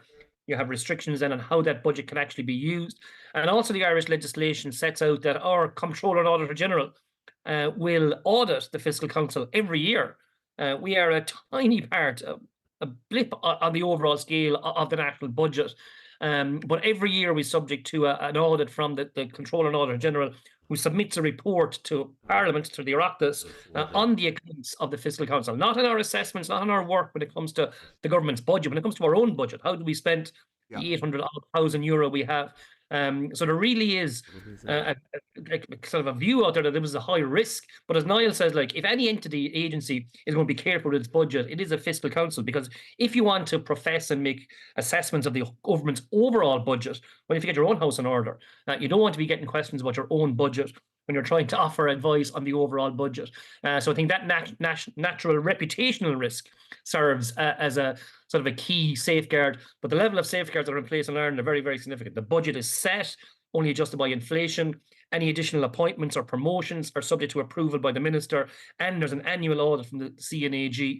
And that essentially is belt and braces that perhaps goes a bit too far.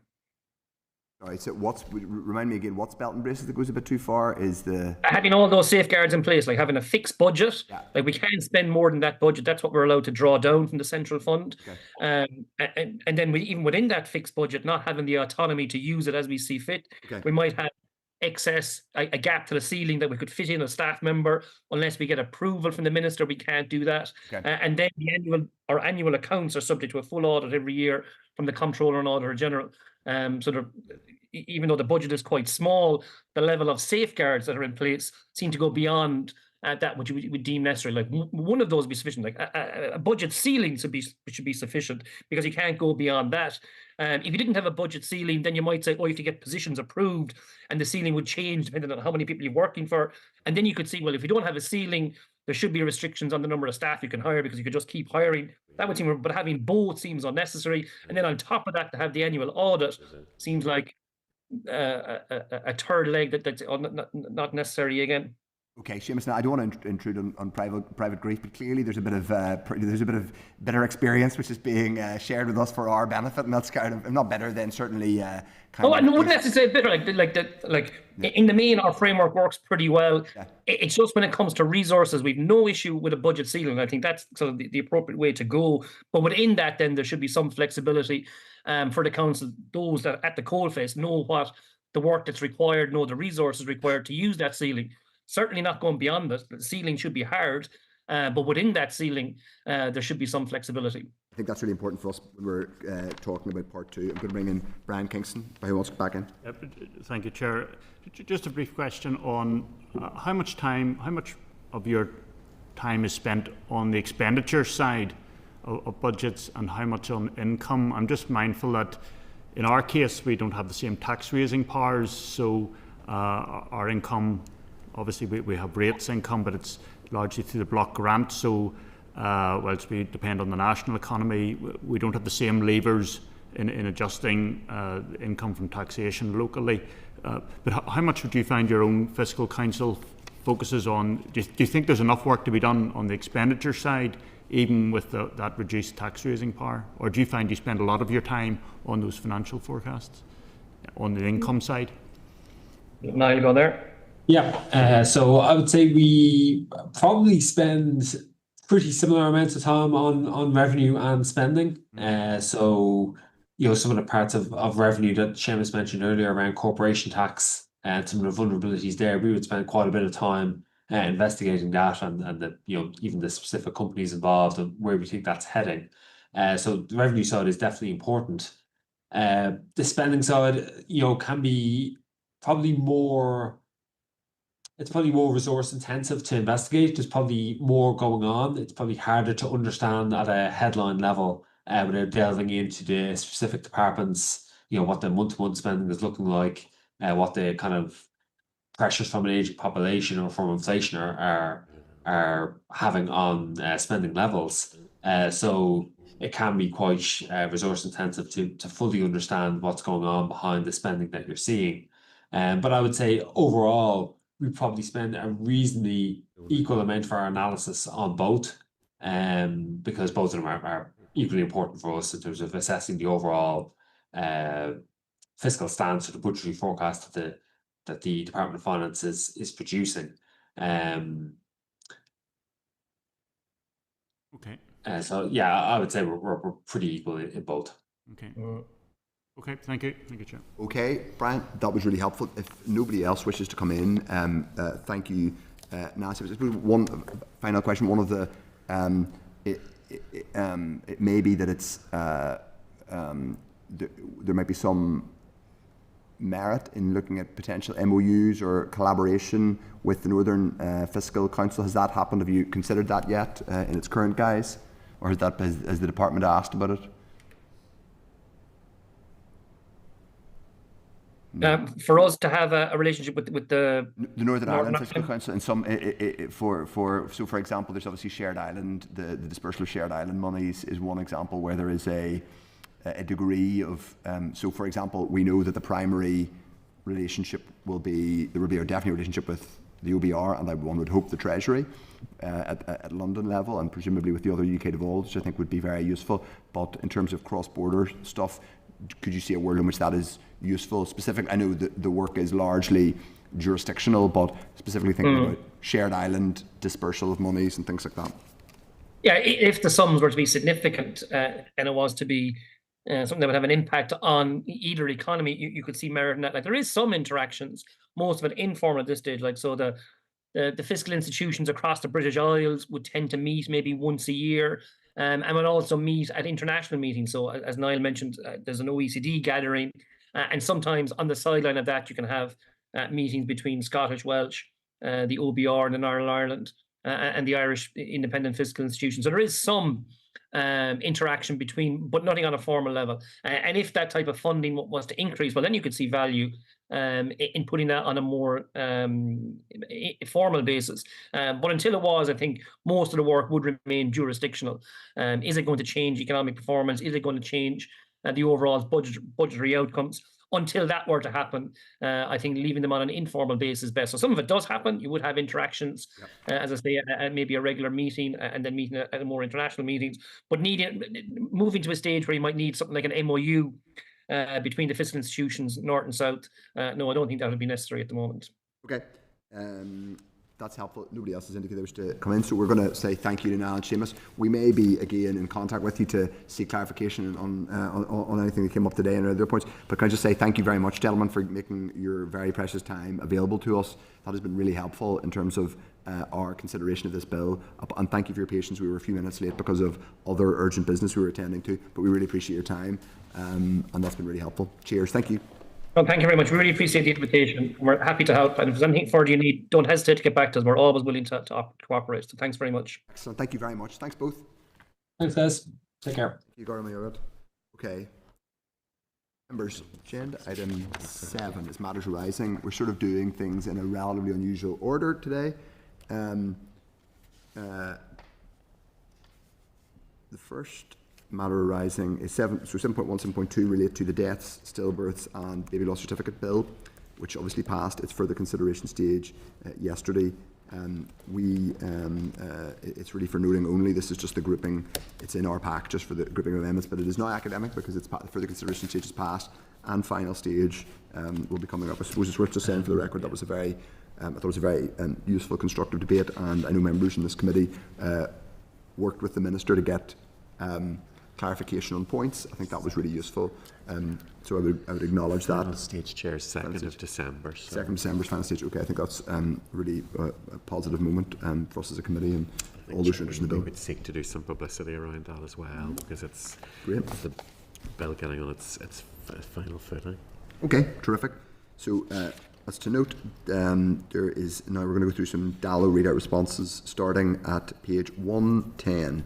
The first of which is Presbyterian Mutual Society. That's at page 112. Members had asked for further information in relation to FCA registration and compliance with financial services legislation. The Department has indicated that under current regs, it is highly unlikely that a body accepting public investments or deposits would be able to operate without FCA authorisation unless a clearly defined exemption applies. Some organisations do not need, may not need FCA authorisation. However, such exemptions are highly specific. The Department of Treasury has indicated they are not aware of any audits or continuing liabilities for any similar organisations in Northern Ireland. So that response is to note, unless anybody wishes to say anything more about it. 7.8 is from the Communities Committee, and it is a cross-departmental briefing on retrofitting and future-proofing homes. They're holding cross-departmental briefings, which will include officials from the Department of Finance as well as DERA and communities. So they're making us aware of that as a courtesy. So if members are content, we will ask them to copy the Hansard to us once it is done. So the next agenda item is 7.6, which is the BITES project initiative Tech Secure. Series of words which I need to sort of properly process to see how each one connects to the last. But anyway, that's at page 116. The committee previously forwarded correspondence to the Communities Committee from the BITES project. This was forwarded by this committee given the subject area is more pertinent to the community's remit. The project is seeking to strengthen digital capacity in the community and voluntary sector. Members, if we're agreed, it might just be useful, given some of the stuff touches on an area that at some point, I would venture before Christmas, we will organise an informal, non-compulsory meeting for members. If they're content with that, yeah. Deputy Chair. Yeah, thank you. Will we do that in partnership with the Communities Committee, just in the interest of doing more joined up work? We'll see if we can find a suitable time. It's always easy when the two committees are on the same day and opposite ends of the day, but we'll see what we can do on that one. Chair, yes, go ahead. Just for that, I'm not clear what this is about. It talks about, well, in the letter to the Committee for Communities in relation to the attached correspondence, but I don't think we've received the attached correspondence. Was it in the previous? Yeah, it was in the previous pack. Sorry, we should have put that one in again. I thought we had we? No.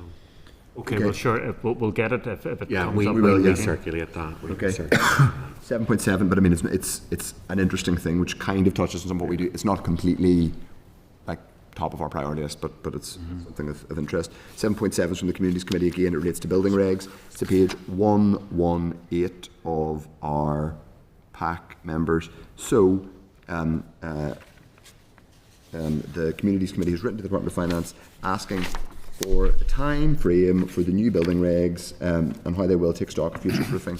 So members, we've been copied into this correspondence and we get a response as part of that, one would assume and hope. So 7.8 is from the Secretary of State. So members, this is at page 121. The committee previously wrote to the Secretary of State in relation to the local growth fund with the view that the allocation should be made in partnership with the Executive and reflective of the PFG and relevant departmental priorities. The Secretary of State has indicated that a productive meeting between the Finance Minister and the Ministry of Housing, Communities and Local Government Secretary of State to discuss the fund took place on 22nd of October, and that cross-sector engagement is ongoing to co-design the fund.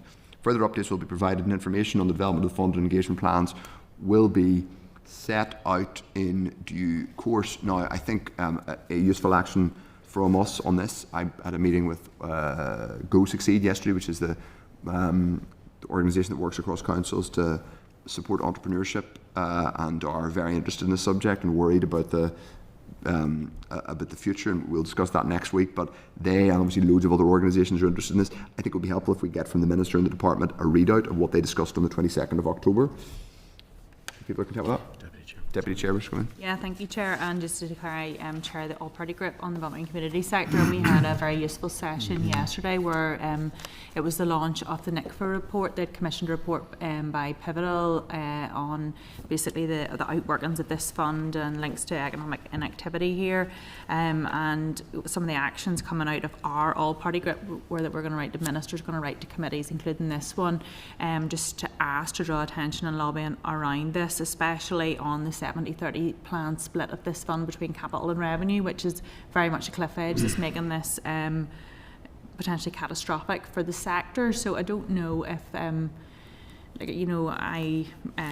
obviously that letter will be coming through that way, but just as you say, I would support your proposal for a readout from what happened at that meeting, but I think that it would be really good if we could maybe have some sort of a briefing or something just to kind of expedite this. We're in the middle of November now. We're looking straight into this. As I say, that report was launched yesterday. It was a NICFA report commissioned by Pivotal.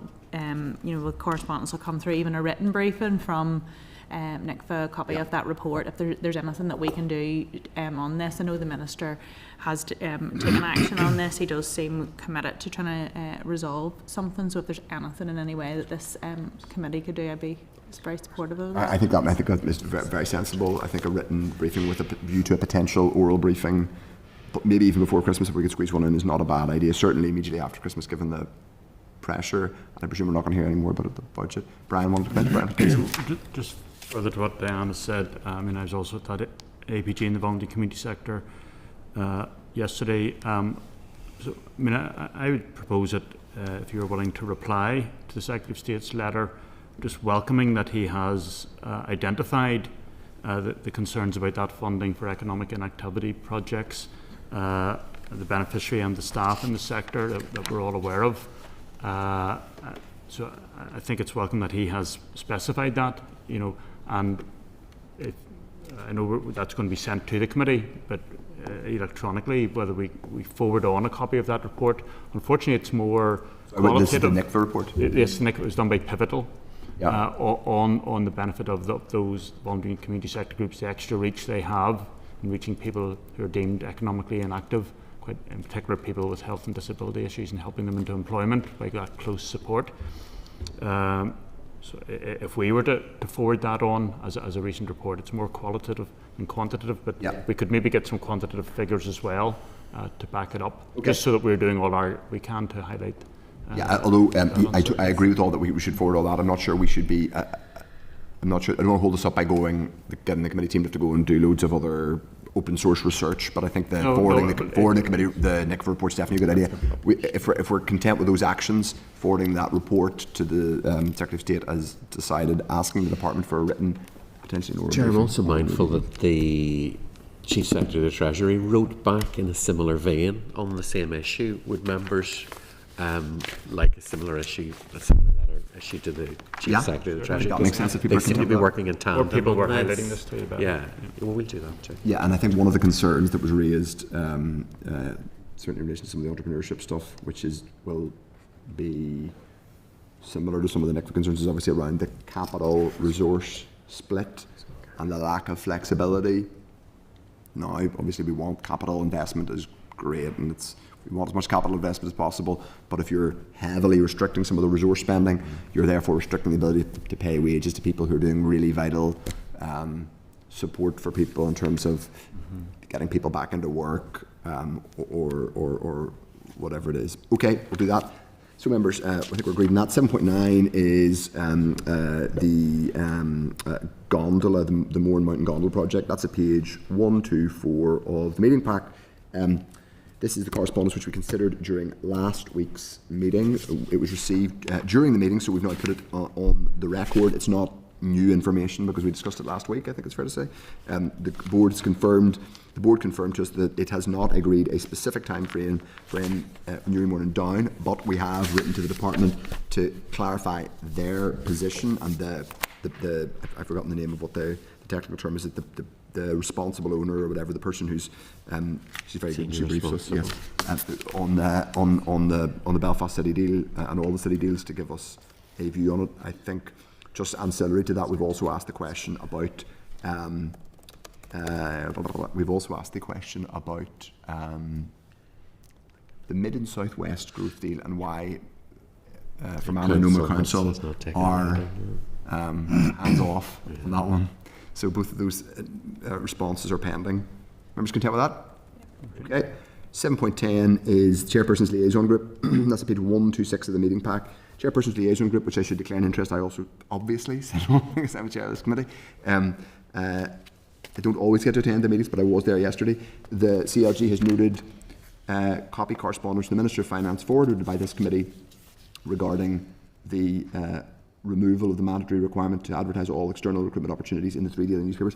I'm just going to say something slightly on a personal note, which is in the past week, today, as it was Wednesday, and every Wednesday for, I don't know if it's the full 189 years that the Down Recorder was published in my hometown, people would have got local news about that area of Eastern County Down, and it did everything from holding people like us to account, what happened in the local courts, what happened in the local councils, covering the 12th, covering the local GAA.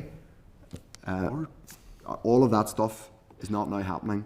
Our local papers are completely critical. This is one small area where, now this related to the 3 newsletters to the Belfast Telegraph and Irish News, but I just think this is something for us all to be mindful of in terms of it has been something the department has looked at in the past, and I personally would like to think that the public sector here and the civil service is doing all they can to protect where they can. They can't subsidise endlessly titles if they aren't economically viable.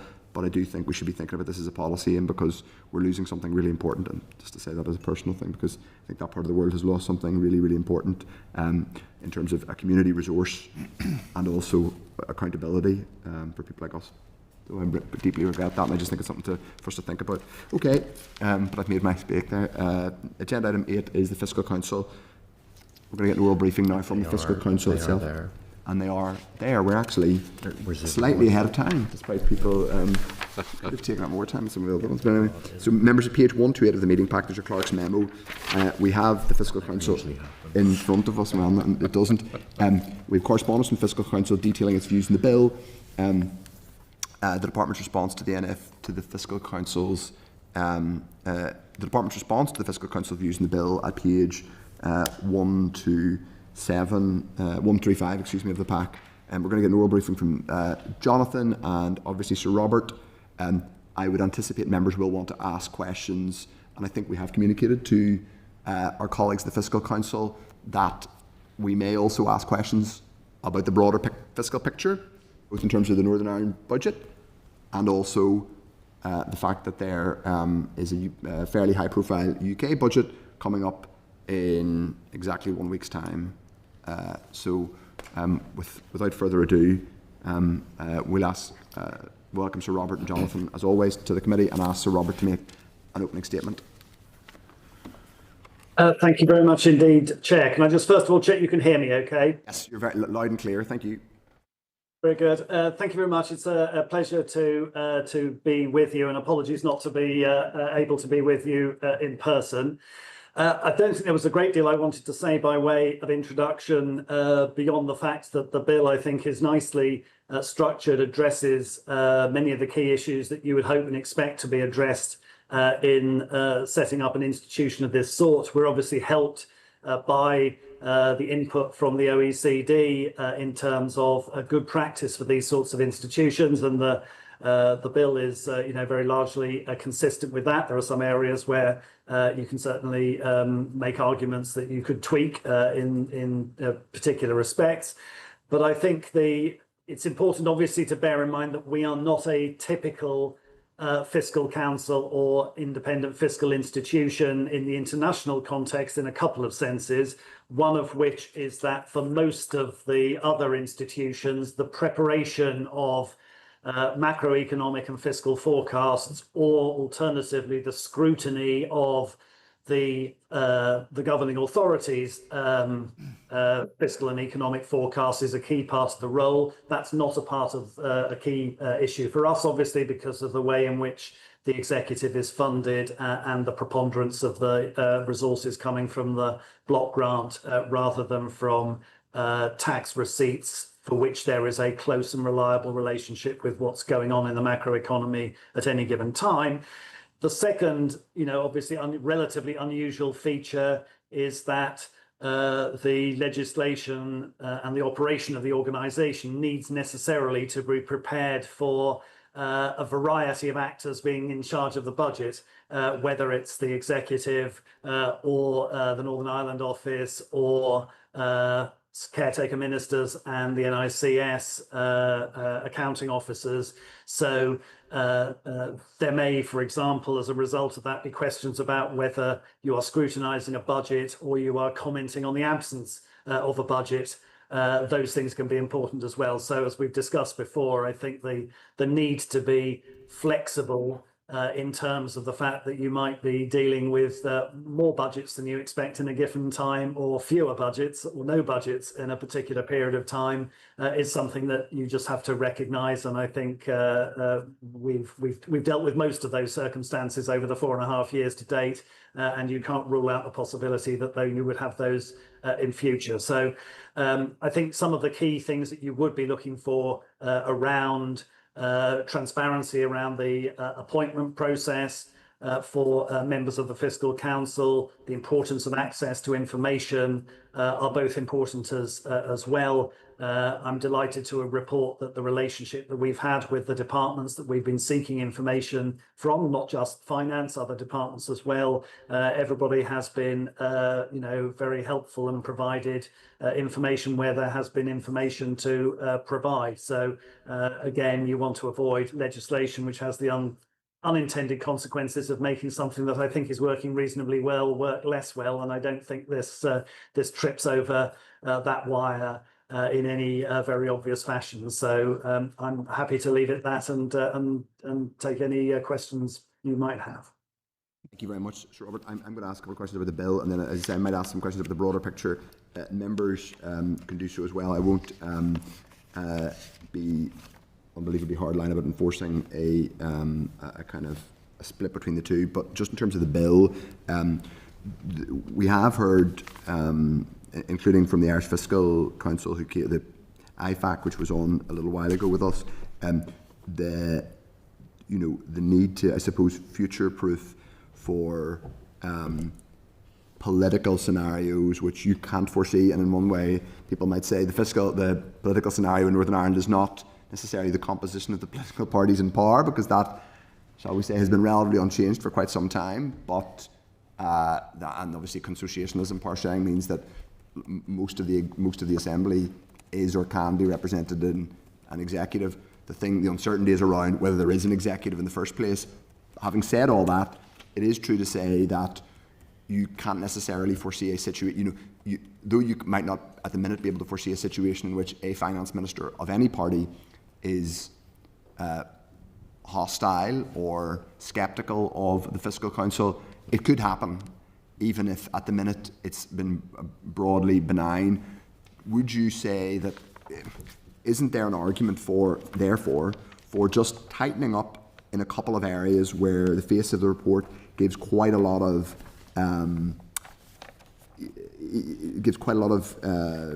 latitude to the department? One, for example, is on the staff, is clause 13 of part 2, which basically says terms are with the staff terming, the terms and conditions of staff are with the approval of the department. And obviously, in the absence of a surety of independence elsewhere in the legislation, other than that there will be a Fiscal Council, that's a bit should we be looking to tighten that up, or just give it a little bit, give you guys a little bit more independence?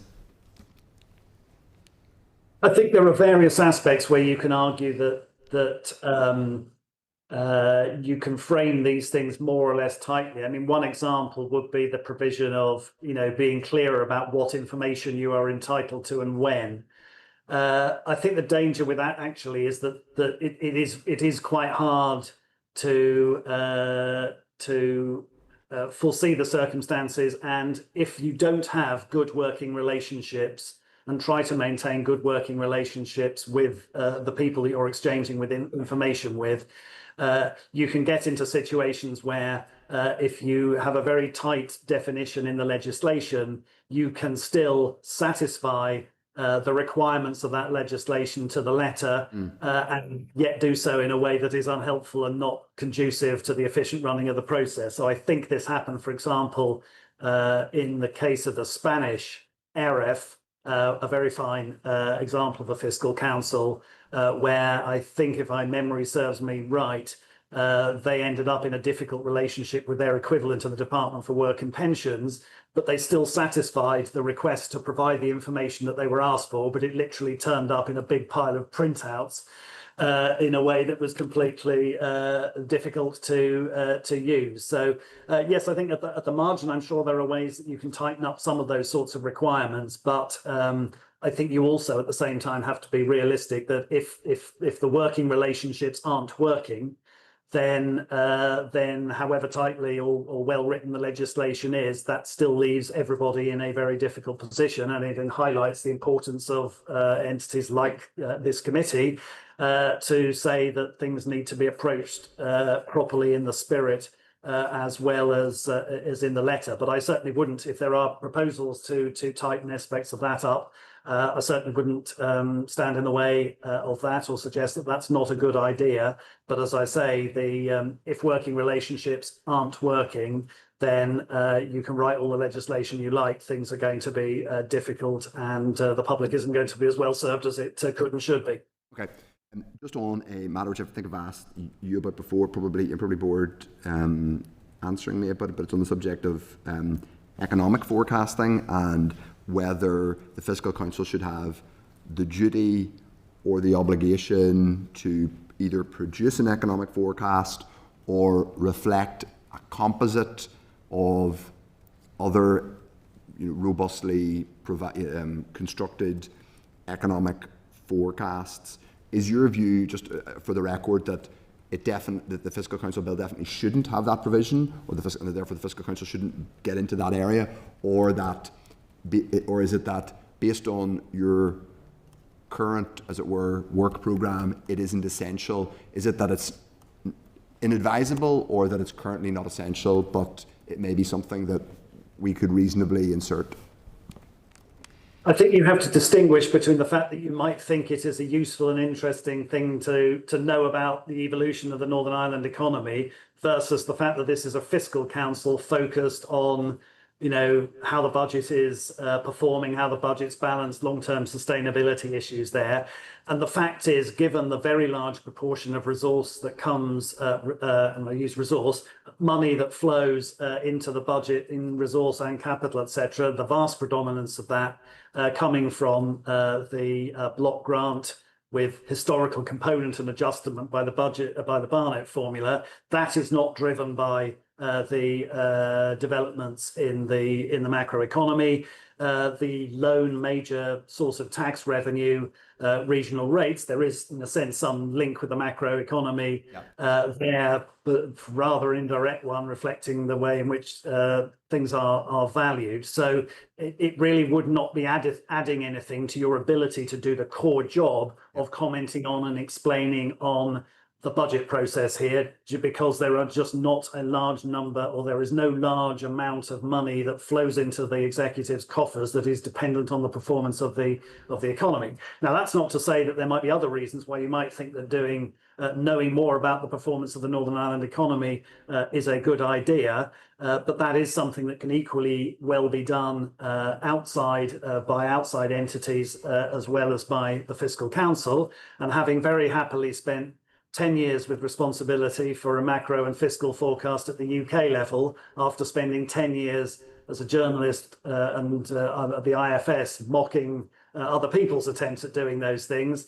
I think taking on that role and entering into all the sorts of debates that you have about how good or bad the forecast is looking, etc., would, potentially subtract rather than add to the credibility of the institution. So I think that the relatively tight focus is appropriate. It's not simply that we'd really love to do this, but we don't have the resources.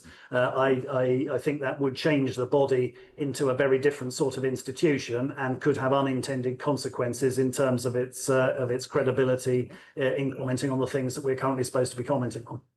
That's clear, and I appreciate you being giving a view on it. I suppose one other point might be that one of the arguments made about our policy conversation, not just the fiscal conversation, is that whether or not you agree with greater fiscal devolution, more tax powers and more local revenue responsibility, lots of people would say that not enough of our policy making is geared towards economic outputs because the incentives for local ministers are not really connected to economic outputs.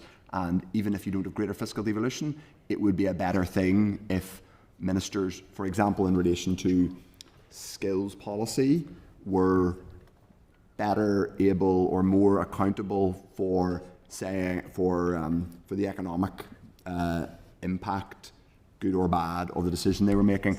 I just wonder if there's any way we could, I'm sort of asking to speculate here, so tell me to go away if you like, but if there's any way we could use this bill to engender a little bit more conversation on the economic as well as the fiscal impact of policy decisions, because I do think there's a thing which doesn't happen here, which is we don't really talk about the economic impact of the decisions we make, and therefore there's not enough of a political incentive for people to make decisions on that basis. So I wonder, is there anything we can do to encourage a little bit more of that using the Fiscal Council? I think the balance is probably still in favour of having a relatively tight. I take your point about that there are.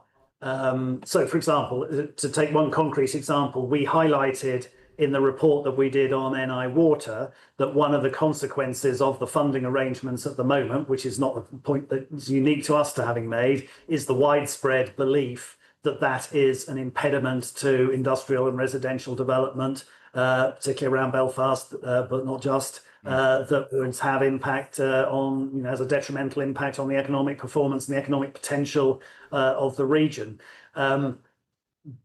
Devoting an awful lot more effort on the part of the council to try to quantify that in any sort of meaningfully robust way, I think would be quite a challenge. There are other people who are equally well able to do that sort of thing. So if there's an interest in more input of that, I think there's the possibility of commissioning that sort of work for people who are looking at the Northern Ireland economy more generally anyway. I think sort of bolting on a large sort of regional macro function onto the Fiscal Council as it stands at the moment is not necessarily the best way of scratching that itch, even if it's a legitimate itch. Okay, well, I do think it's still an itch, so unfortunately I haven't, though I very much appreciate your answers. It hasn't completely solved that itch, but it's a conversation for another day, or others may ask it. Just on one final point before I come on to broader UK matters and how they pertain to here, Sir Robert, just on the question of where the budget is set. We've had a lot of discussion in terms of scrutinising the bill about obviously the two broad models are in terms of how the budget is set and therefore where kind of funding independence lies. The, I guess, congressional budget model where you're funded and monitored from the legislature, and whether you could do that, whether we could even do that here via something like the audit committee, and there are definite challenges that are pretty significant to doing that and arguments against it, or the model which is in the legislation as it's drafted, which is basically the department funded. But even within the latter, there are some other safeguards. So, for example, we were just talking to the Irish Commission, the Irish Council, and they have an effective safeguard, or a form of a safeguard. It's not complete, but it's that that Fiscal Council is legally funded by the department, but it's outside the estimates process, and therefore it is effectively it's in a legal sense funded by the department, but it is in effect separately funded. Is there any argument for something like that in the bill? And again, I'm aware you don't want to be advocating too much. Yeah, I mean, this isn't a hill on which I die. In the OBR context, we had a similar debate when the OBR was being created as to whether it should effectively be funded in the same way as an agency of the Treasury would be, or whether it should be more like the National Audit Office, where you have Parliament essentially having not the Public Accounts Committee, but the Public Accounts Commission, a separate body which is sort of responsible for setting budget and broad strategy, etc. My view there actually is that even though the OBR was essentially a watchdog over the Treasury, the way in which the OBR and the Treasury had to play nicely together for the budget process to work meant that actually the resources that the OBR needed were more likely to be safeguarded, ironically, by a clear line with the Treasury than they were to be on a line through Parliament, where the focus on how well this is working in practice wouldn't necessarily be as pronounced. But clearly there are in Northern Ireland sort of different sorts of models for, as you say, for those institutions that are not funded directly through the process. I think you have to recognise, obviously, we are a public body. You are spending £600,000 or so a year of public money on it. So you can't take it completely out of the political purview anyway.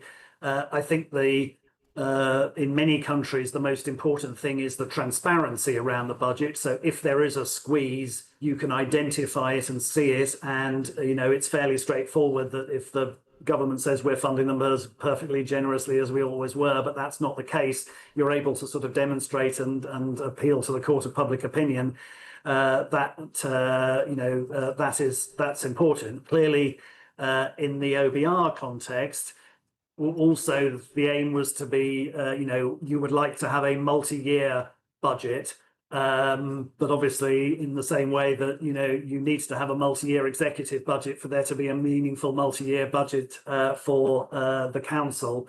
So certainly at the OBR level, you were looking for, relative clarity about what the OBR would get over the period of a spending review in each year of a spending review, rather than just say, oh, it'll come out of the overall Treasury pot in an amount yet to be determined. That level of granularity is quite important. Obviously, we're not necessarily going to have maybe and hopefully we will have a fully articulated multi-year budget at the executive level, in which case a similar time horizon for looking at the budget for Fiscal Council would be sensible. But in the absence of that, there may be formal obstacles to doing that. But it's certainly not something where I have a very strong view that it really should or shouldn't be more oriented through a process outside the mainstream executive budget, whereas I did have quite strong views on that at the OBR level. But Jonathan may have a more informed view as well, on having seen more of this from the inside. Thank you, Robert. I was just going to add that from an operational perspective, that clarity of what the budget is as Robert said, is just as important as what the budget is. So the kind of we don't necessarily expect special treatment, and I think any of those models can work that you're describing, as long as as long as the relationships are still there. But yeah, that clarity of what have we got next year, especially because it's such a small team. You're talking about 5 or 6 people. So actually, a small budget change can mean that we can no longer afford as much kind of resourcing, and 1 or 2 members of staff makes a very significant difference in such a small team. And just to go back to the previous question, Chair, although you probably won't thank me for it, but there's probably also an operational side to that additional function would kind of dilute that resourcing requirement. So if there were additional functions, I think this is just my pitch, and we would want those to be resourced, to be adequately resourced, that it wasn't diluting the work of the council members and the council staff team as well. That's my plea. Force you to construct a macroeconomic model and run it several times a year without extra money. I'm going to bring in members in a second, just before, and then we'll have a chance to come back to the multi-year budget. But since, Sir Robert, you raised the OBR, I think it's important just to ask you about your view, given as you highlighted your own long experience of that organisation. And there has been some commentary, I think it's fair to say, about the iteration of the UK government's forecast and information going back and forward between the Treasury. So the OBR has been subject to controversy and comment itself more recently. Have you been surprised, I suppose, by some of what we've seen in terms of the OBR and its iterative process in terms of getting policy measures from the Treasury, producing updated forecasts? That has been dragged very prominently into the public debate, like as it's going on, like right now. We're still a week away from the budget happening. That's really unusual and probably suboptimal. Yeah, there are two aspects that to the, I mean, most recently in terms of the way in which you've seen, or rather one has read in the newspapers, about the evolution through the lead up to this particular statement. Certainly in my time, you didn't get the sort of briefing, and it's not for me to say, or indeed I don't know where that has come from, in terms of, you know, the flying of kites as regards particular elements of policy that the government is thinking of or not thinking of, or public commentary on how the OBR forecast may have moved from the first round ahead of this forthcoming budget to the second round to the third round. I think that that is not generally helpful, and I suspect in calm reflection afterwards, the government may conclude that it hasn't been particularly helpful for them on this occasion as well, that there is a good reason why you have the flow of information taking place in private while the government is making up its mind, while the OBR is refining the forecast and looking at the forecasts of those, and you know, not having that speculation through makes life, I think, easier for everybody. It is a salutary reminder to people that if you do have, as we have in this situation, essentially 3 rounds of OBR forecast, which you then shut down, and then you have 2 rounds where it's only affected by the policy measures, that you can get movements even at that short time horizon.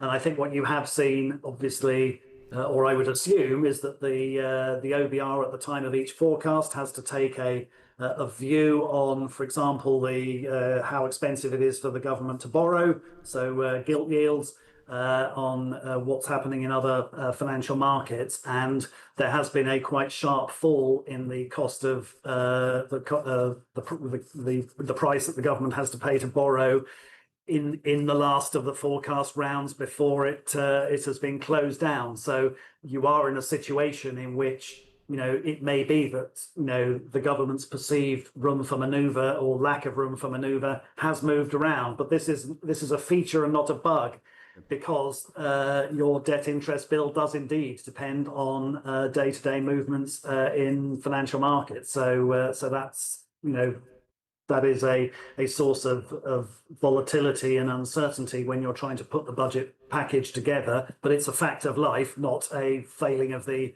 OBR.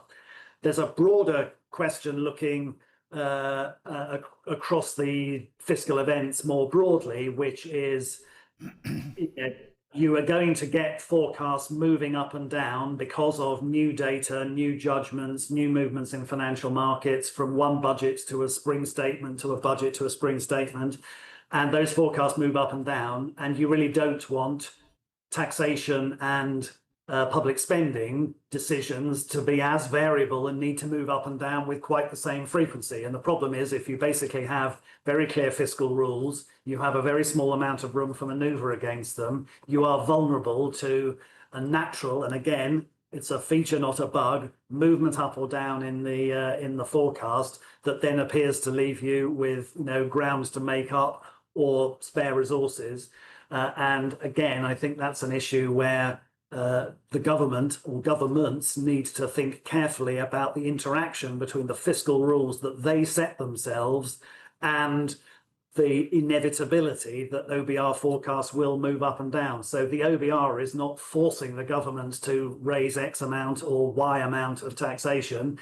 The government sets itself fiscal rules. The OBR produces a forecast and assesses whether the government is on course to achieve the fiscal rules. It is rightly for elected ministers to decide if the OBR says you're not on course to meet your rules. Do you change the policy, change the rules, or just say, I'm actually going to be content for the forecast to show that these rules are being breached because I'd rather wait and see how things look in another 6 months.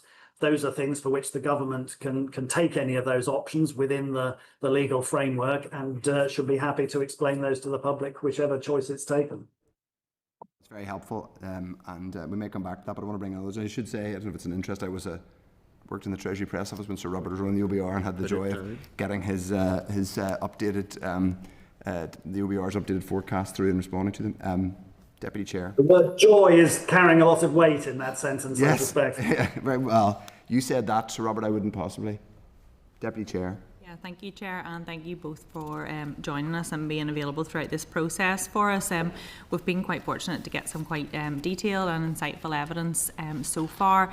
For me, the two main things that are coming through where I've got some concerns are around just the discretionary element within the budget. It's been raised by a couple of different people, obviously, where the department has closer control. It just takes away the Fiscal Council's discretionary powers and potentially the perception of independence. But I think I'm more concerned about just the appointments and the way that it's set out in the legislation, because obviously we're very fortunate the two of you are sitting there and you're excellent, and we really appreciate that. But when you're reading the legislation, it reads like the department can just allocate or appoint anyone to these posts. There's no merit-based element or competition or requirements set out there, and I'm just a little bit concerned about that. I just want to know what your thoughts or feelings are on that, if you think it needs to be built into the legislation or sort of subclause guidance, what it would be. But I just feel that it's just something that gives me great concern, that we want to make sure that this is guaranteed, that it will always be of this high professional standard. I think there are two issues there, one of which is that, and this will be the same with the OBR, there is a process for public appointments that has rules, has the need for people to be appropriately qualified, etc. So there's a question mark as to what confidence you have in those rules that apply generally to all appointments, of which these would be one category, or whether you feel that there is the need to be more specific or more prescriptive here. So I think the OECD, if I remember correctly, the guidelines are they're sort of specifying a greater degree of what skills or what capabilities are required. That I can understand that those are important things, and there may be countries where you've had essentially mates of senior ministers being appointed to these sorts of institutions, and that would fly in the face of that. I'm not sure that putting in the legislation that you need to have a particular expertise in public finance kind of really resolves that problem if people are really determined to act in that way. So being more prescriptive about the sort of people you might want to appoint, I'm not necessarily convinced that that's a terribly good idea. Another issue, of course, is the role of the Assembly and of the committee over either agreeing to having vetoes or the opportunity to comment on or to speak to people who are proposed for these bodies in advance. So, as you probably know, in the case of the OBR, the Treasury Committee in Westminster has a formal veto over appointments to the Budget Responsibility Committee, so the job I held and the two other people on that committee, and that was seen as being a useful bolstering source of reassurance on that front, whereas typically other appointments you might have people asked to come and appear before a committee and talk, but there wouldn't necessarily be a clear veto there. Again, not a hill on which I would die on either side, but I think if that were, if you felt that it was appropriate to bolster it in that way, that would be something that would be consistent with the approach taken at the OBR. I would be more wary about, here are the 8 set of characteristics that we're looking for in everybody you appoint to a body like this. If you have a committee of more than one person, then inevitably some people are going to have a greater degree of expertise and interest in some areas. It's also, we've with the way in which the council is constituted at the moment. You've got obviously Northern Ireland-based people. You have me from the rest of the UK. You have Alan from the Republic, and so again, that I think is a good and helpful mix. Whether you want to write it down in legislation that it has to be that way, I would be more cautious about. Again, I think the transparency, the knowledge that there's an appropriate process going on, and the willingness of the committee to say, well, this is the sort of balance of people, and are you really sure you've got the mix, that you're being given the right mix, is a very appropriate question to be asked. And I've been, very fortunate and content both with my colleagues as council members and with Jonathan and his team of staff. Thanks very much. I think that there definitely is room for something to be put in here, and the OECD were quite critical of this as it sits, and it had came up in the evidence session, and I had spoken a little bit to it that here in Northern Ireland, obviously our Department of Finance is sitting with the two strands of being a departmental just Department of Finance operations, but also the Treasury function, and just the fact that it's the one department does, if you don't understand the operations of it, does make it all seem even more conflicted. But definitely think something there, even looking at the OBR. Well, it's interesting. It's arguably, you'd say, less conflicted than in the OBR case, because the Department of Finance is less powerful relative to the Treasury in London, where you might argue that it's able to pull more strings, whereas, as you rightly point out, in addition to being your finance ministry, the Department of Finance is one department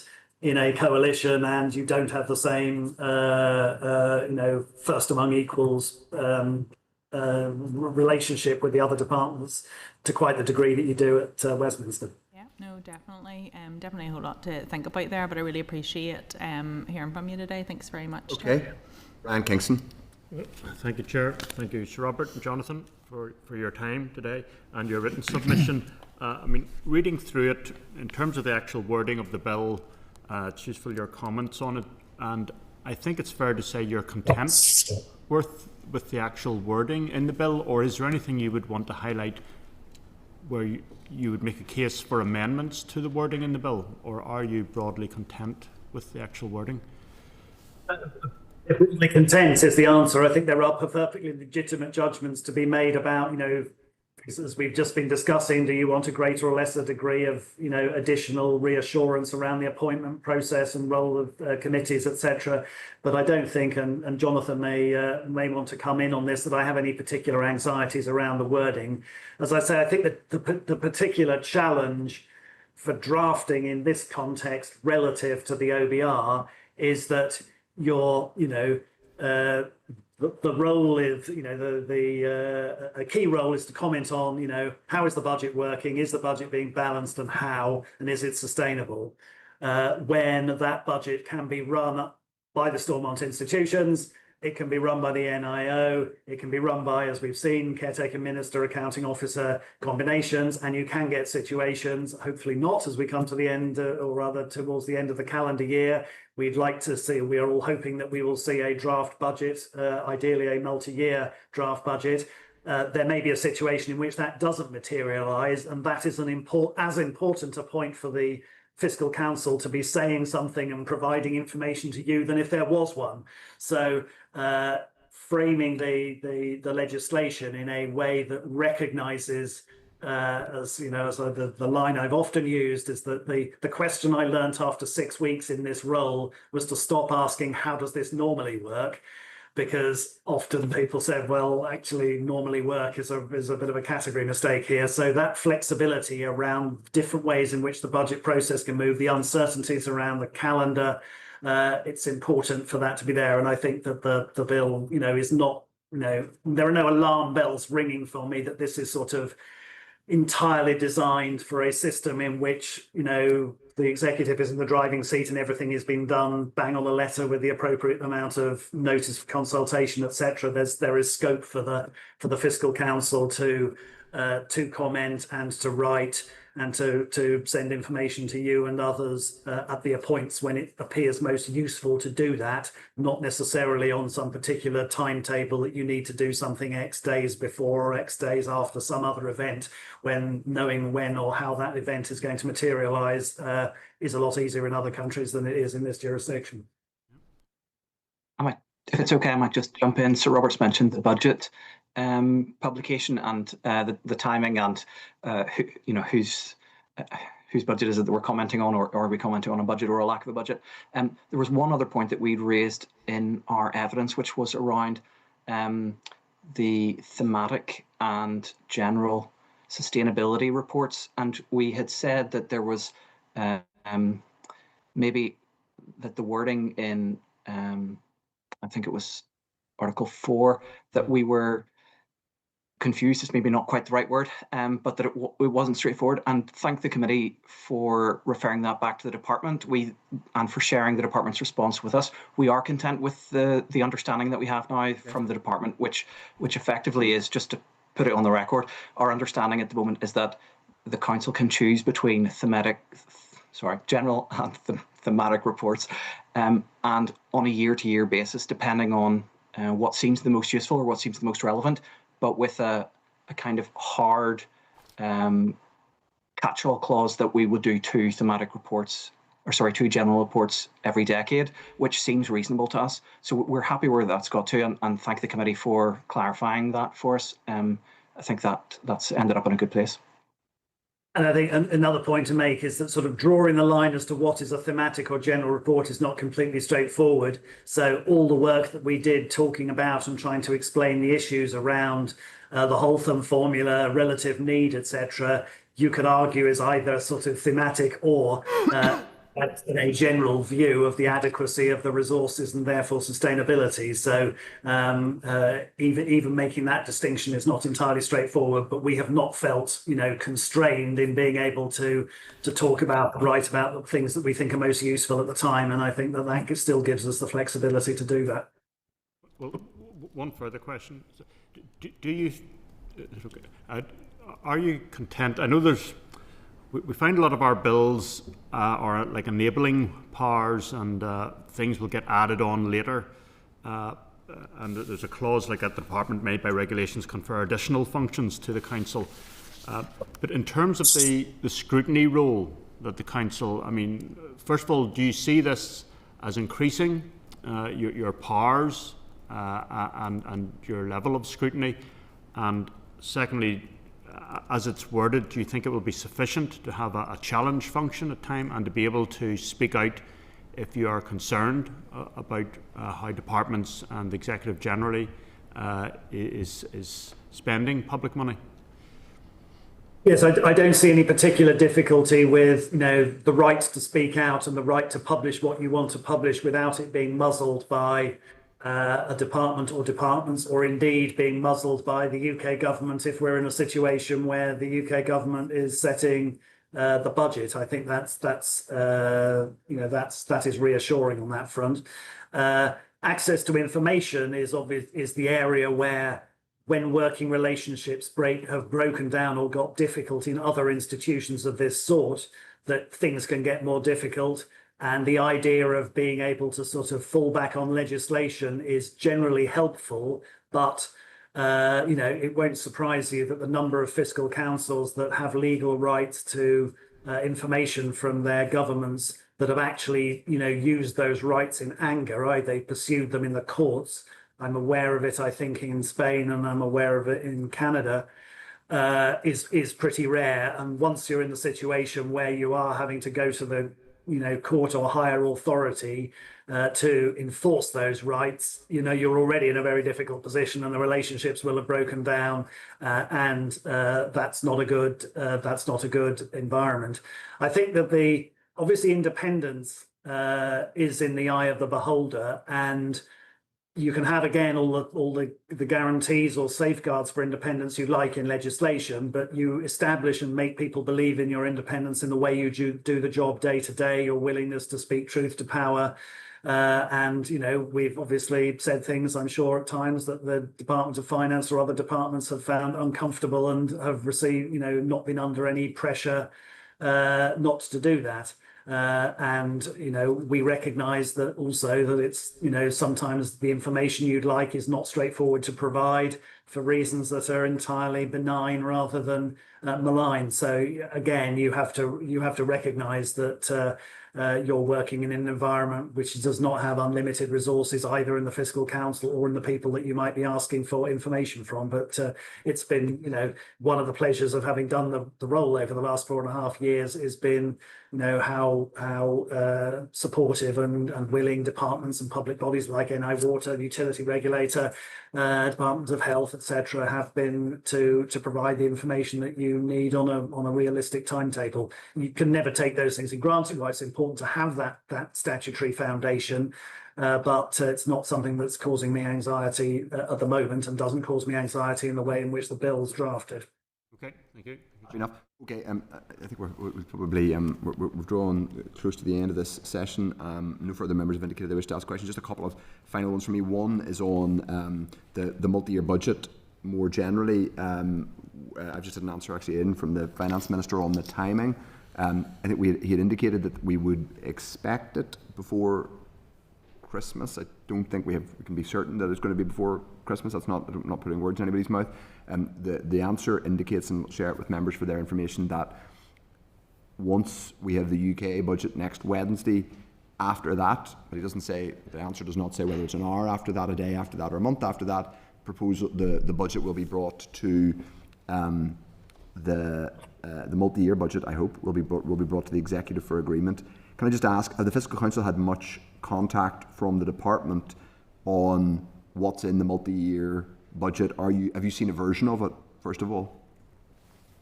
No, and I think, as you say, I would expect that, understandably, there's a whole lot of decisions that people are not going to want to take until they've seen the UK budget, and in particular, obviously, whether there are any positive or negative Barnett consequentials coming out of decisions on public spending. Are there going to be, is there going to be additional resource at the UK level to, help address pay issues in the near term? Is there going to be, downward adjustments to the departmental spending totals for further years in order, along with potential tax increases, to contribute to strengthening the fiscal position more broadly? So I'm, entirely unsurprised that everybody is going to be waiting to see what is in the UK government UK government budget to see what your prospective block grant envelopes are for the following years. There's obviously, in terms of getting to agreement on a budget at the executive level, there is the challenge, as we know, that the Department of Health has already had to be given authority to spend more than was originally budgeted for. There will be decisions, therefore, that need to be taken about whether that, plus any additional pressures, can be accommodated from other areas of the current year budget, whether you're in a situation where you're going to be overspending. If you are in a situation where you're going to overspending, that would, other things being equal, imply a reduction in the block grant for the following year. And that could obviously clearly complicate the task of reaching agreement on a budget over a 3 and 4 year horizon. So I think I am assuming that both knowing what's coming out of the UK budget and getting a fuller appreciation of what the impact, in particular, of the pay pressures is on the overall budget position and the executive's room for manoeuvre is certainly not all set in stone yet. I suppose I am slightly surprised in that, if I suppose the understanding of what's coming out of the UK government budget is not, and I don't think we've had any indication that it will meaningfully transform the totals that were in the June spending review. So, I mean, I was kind of operating on the assumption, it turns out to have been a flawed assumption, that they would have produced a multi-year budget kind of by now. Then if there were any in-year 25-26 adjustments, ideally obviously additional Barnett's, great, that could be, those would be allocated via a December monitoring round. But the multi-year budget, would be largely based on the totals from the spending review? Yeah, well, obviously from this standpoint, I don't know how heavily penciled in, if not yet inked in, potential plans are over that period. Clearly, as I say, if you're in a situation in which you have, an overspend this year that has to be compensated for in a subsequent year, that presents non-trivial planning issues and debates over where the resource comes from. So you may be right. Maybe much more has been penciled in, and there are just a couple of I's to be dotted and T's to be crossed. But we wouldn't, we're not feeling deprived that we should at this stage have been given a lot more information about what a 3-year or multi-year budget should look like. We would expect to know that, once the executive has agreed that. Obviously, the department is, very helpful in, providing, what useful background it has. But I'm conscious from even the relatively limited periods I've been looking at Northern Ireland budgets of the challenges of getting those things agreed and actually having something that everybody's willing to put their names behind.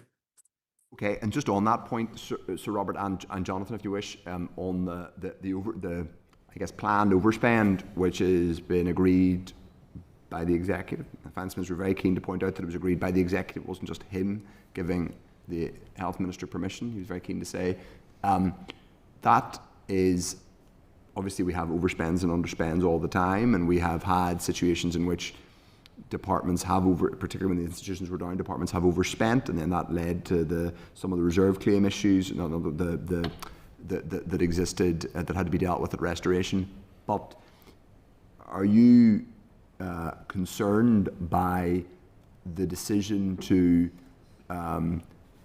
I should say, I think most people want pay parity very much to be met, and is a key priority, and something that's been politically agreed for a long time, but obviously it hasn't been budgeted in at the beginning of years.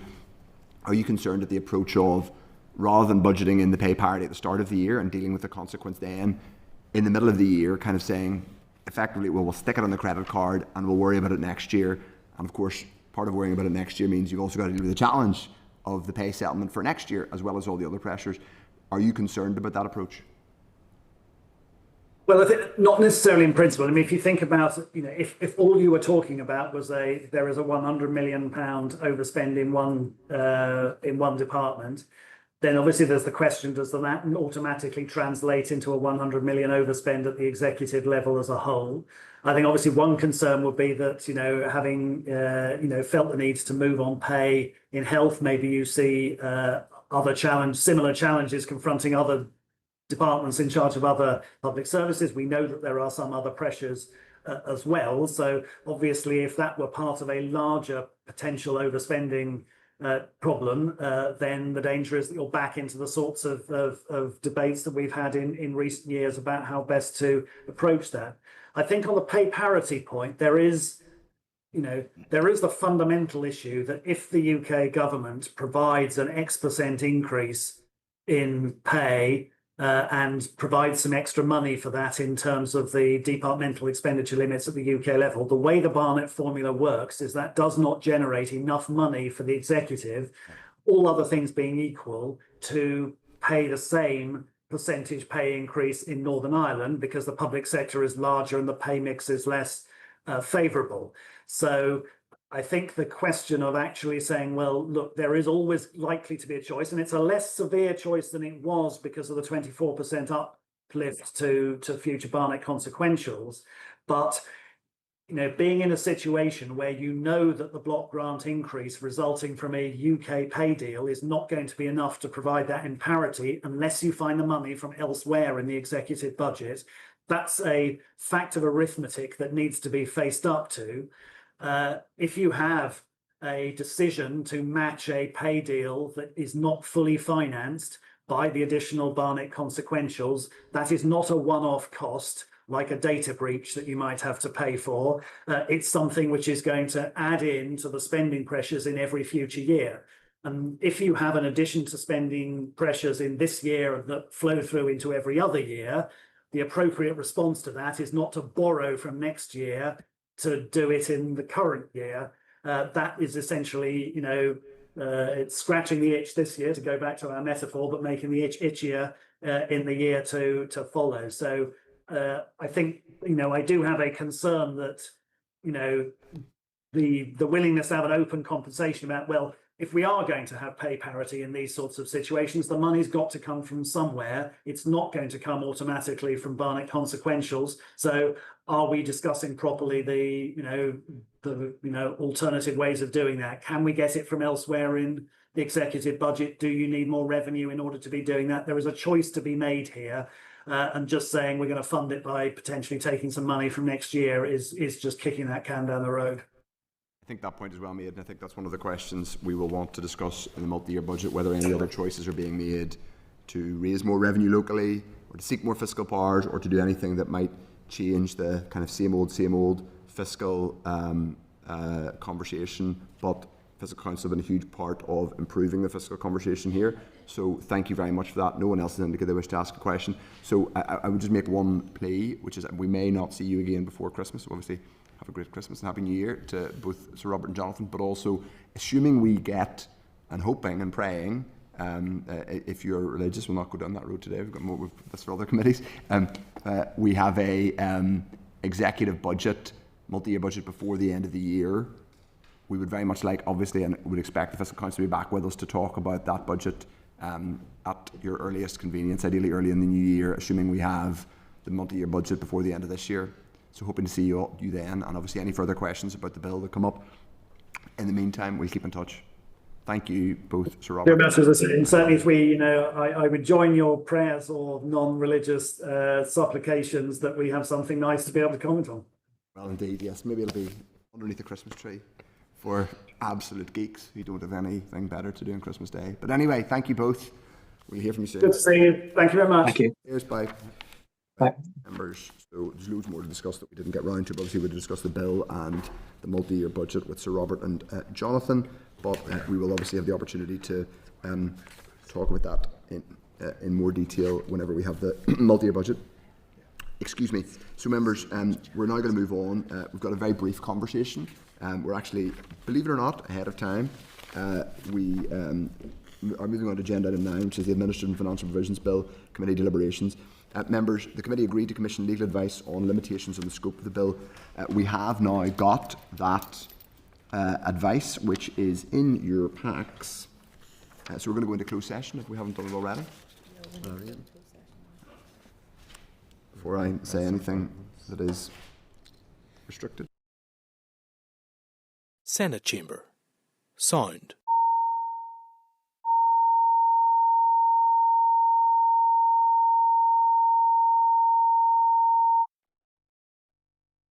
Senate Chamber. Sound.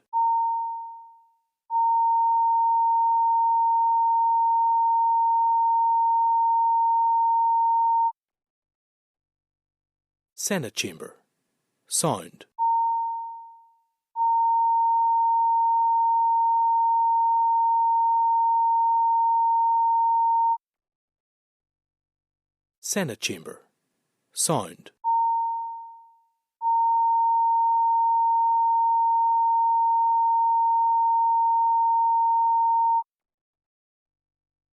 Senate Chamber.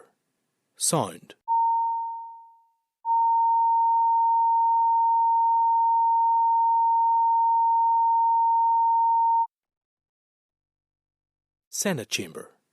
Sound. Senate Chamber. Sound.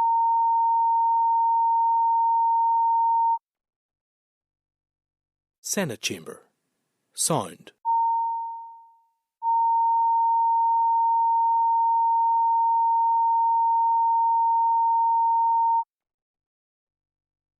Senate Chamber. Sound.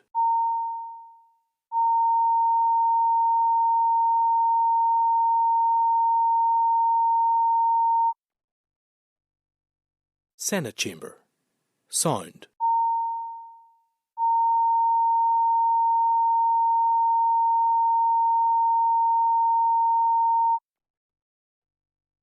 Senate Chamber. Sound.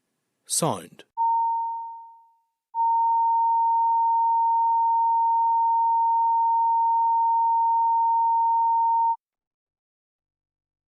Senate Chamber. Sound.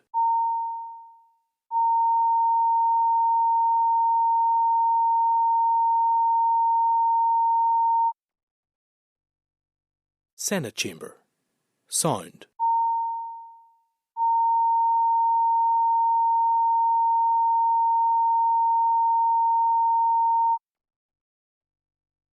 Senate Chamber. Sound.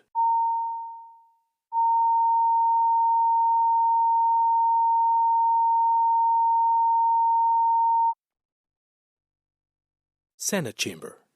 Sound.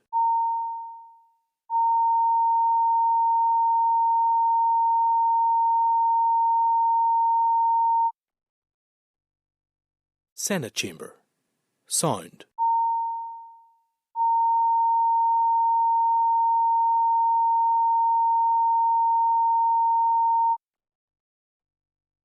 Senate Chamber. Sound.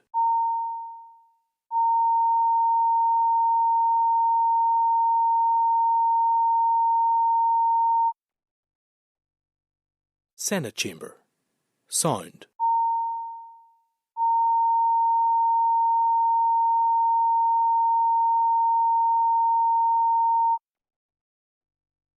Senate Chamber. Sound.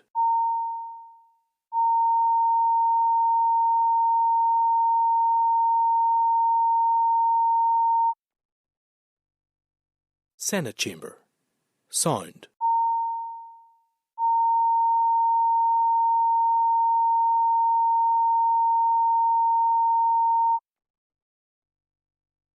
Senate Chamber. Sound.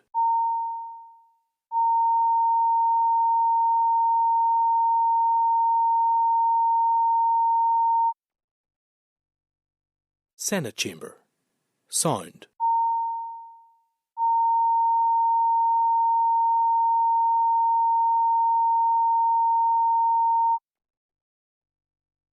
Senate Chamber.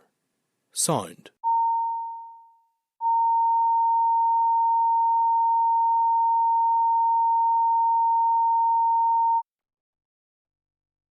Senate Chamber. Sound.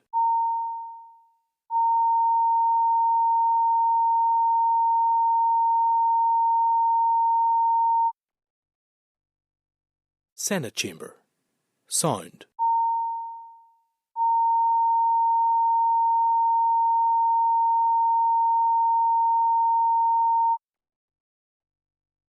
Senate Chamber.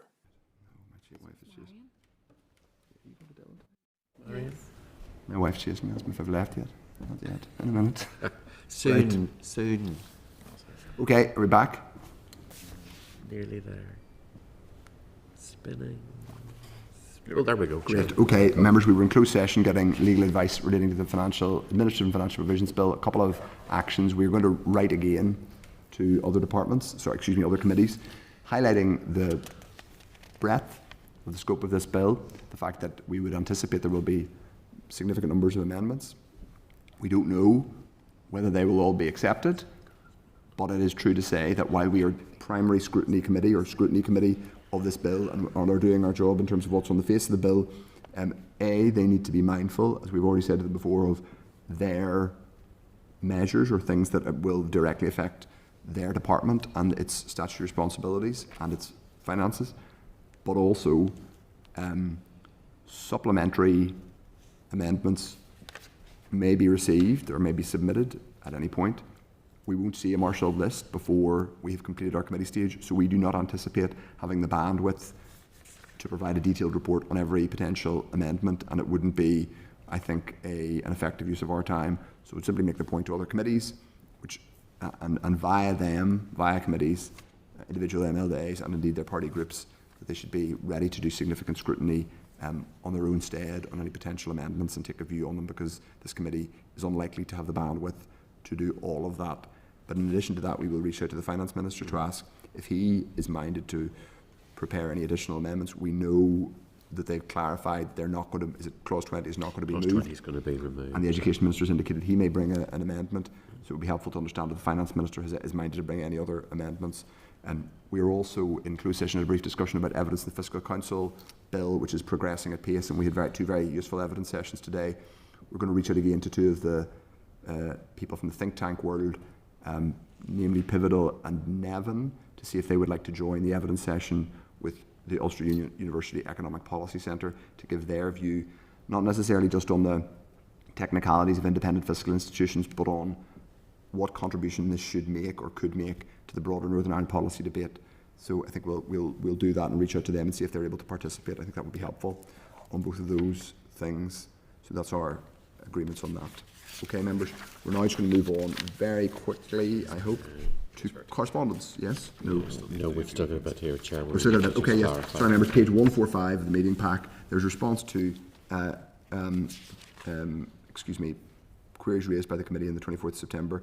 Just in summary, we had requested information on a chronological breakdown on when each of the bill's provisions were added, clarification on any of the bill's provisions and whether they nullify or set aside any existing powers, clarification on whether the 2% limit is the 2% limit to advances has been reached or breached or close to reached, detail of any discussions with the UK government of the bill's provisions, and more detail of the boardroom apprentice scheme. Members, does anyone wish to talk about any of this or seek further clarification? Deputy Chair, yeah. I think that there's some really good detail, Chair, in this, and just suppose maybe we'll revisit it in another session. Sounds good. Yeah, agreed. Okay, so members, page 156 of the meeting pack, there's correspondence from the Executive Office Committee, regarding the child's rights screening process. Yes, okay, sorry, I should have said that. So this information, members, will be added. The information we've just discussed, that's at page 145 onwards, will be added to the committee stage and in the e-bill. So members are agreed we'll copy that information to the relevant statutory committees. Agreed. Page 156 of the meeting pack has correspondence from the Executive Office Committee regarding child's rights screening and the process undertaken related to the bill. Members will recall this was an issue raised in correspondence from the Children's Commissioner. The Department of Finance has sent us some comments, and these were considered on the 1st of October and sent to the Children's Commissioner. The response will be added to the evidence base in the committee stage of the bill. If members are content. Now, members, also note the Hansard transcript for the raised briefing from last week's meeting at page 219. This will also be added to the evidence base for the committee stage of the bill in the bill folder. Members are content. Now, finally, we move on, not quite finally, but we move on to correspondence. 10.1 is from the Consumer Council, and it's the report on transport and food accessibility for rural consumers. That's at page 230. That's to note, unless anybody wishes to raise anything on it.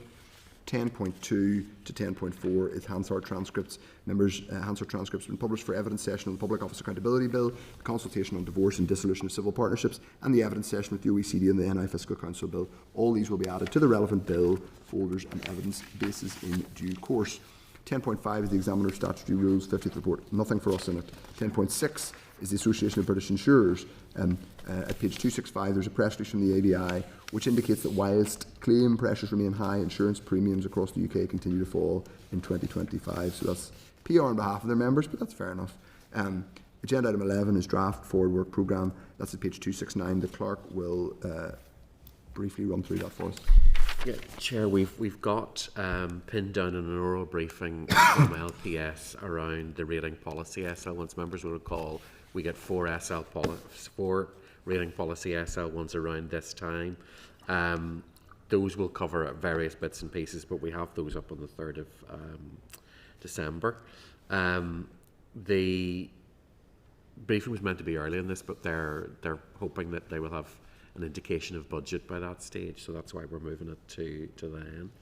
And then we have agreed today, Chair, to look and see if we can get Nevin and Pivotal up when we have the UUEPC on the 3rd as well. I think it would be helpful for clarity in terms of the policy debate. And just to remind members, we have Minister up on the 10th, and we'll be forwarding the list that we have with the additions from members to them probably tomorrow. Okay, members are happy enough with those amendments to the forward work programme, and also members were working on a draft forward work programme from the new year onwards. So if members are agreed that we will have to have this is going to be unpopular here. This is before Scrooge. Like, we're going to have some earlier meeting starts at 1 p.m. in order to fit in our work, particularly given bill scrutiny. I'm aware that does present challenges, including for members who are coming a distance. But our members agreed that we will do that for a short period, a short burst. And bear in mind, we're not starting immediately on January 1st. No. Our first meeting in January, Chair, just to remind members, 14th will be down at LPS. Now that will start at 12:30. No, I should just say we'll keep it live. So if there's a later meeting, or if someone brought, we won't just, and I'm very keen on this, we won't just leave it in at 1 p.m. as a kind of like, as headroom in case we need it. We'll have it as 1, and I will endeavour to finish in early time. Are members content that we put it in as for now, and then if we change it, we have to, Deputy Chair? That's for the new year. For the new year. For these next couple. Not for the next couple. Okay. No. Yeah. If members are content, okay. My Scrooge, okay. But as I say, it will be reviewed. So if we need to change it back to, if we can change it back to 2, we will. I appreciate. Obviously, members have to get further distance than me. So if members are content, we'll put that on the committee webpage. Agenda item 12. Is any other business? Is there any business, Deputy Chair? Yeah, Chair. I had raised with you. I wonder next week. So we'll have obviously the budget. Will there be any opportunity for a readout or anything from officials or some sort of communication in advance? If I would presume the Minister will have some sort of a statement on Monday or Tuesday on the back of the budget. So I just was wondering in terms of committee and once the budget comes through, if there's any opportunity for us to get some sort of briefing. It's a good point. So it's on Wednesday, and it's usually what happens if you like the last one. We remember Shooty Ulster when they did the spending review. Generally, what happens is they do it, and I say both from experience in this committee and indeed my old life a decade ago when I was they generally don't give, for better or worse, I think mostly for worse actually, they don't give the devolves really any notice. So in fairness to the Minister and his officials, they won't see any of that. They won't get an embargoed briefing on this. They will literally get it pretty much in real time, and they'll get they'll then get a bit more information from their relevant counterparts in the Treasury. I'm not totally sure we can expect a briefing from them next Wednesday. I'm always keen to get more rather than less briefings. We can ask the question whether they're able to give us anything next Wednesday, even if it's in written form in real time. If Joanna wants to come in and talk to us, we could definitely should accommodate her, but I don't think it's. Sorry, Chair, not necessarily on Wednesday, but I just mean in the days following in advance of definitely hitting the chamber, just for a comprehensive They did that, Chair. I understanding. recall last time the department did provide the committee with a readout. It was a letter from the Minister prior to any statement being made. So I think that would be. Sorry, I think to be clear, I think that would be really helpful. Yes, I think we should ask for a kind of the earliest possible readout in written form on consequences for here. Yeah. Members are content that we ask for that. Yeah. Next is the adjournment. Date, time and place of next meeting, which is here at 2 p.m, when we will actually have seen what's in the budget, and we can talk about it a little bit at the beginning of the meeting, based on what we have, and we can ask for further information from the department as required. But until then, I will put the question: the committee adjourned. Committee's now adjourned. Thanks, everyone. Senate Chamber. Sound.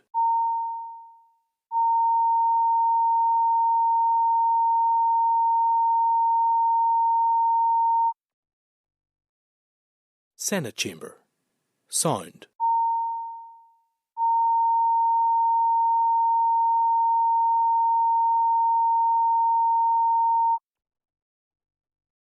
Senate Chamber. Sound.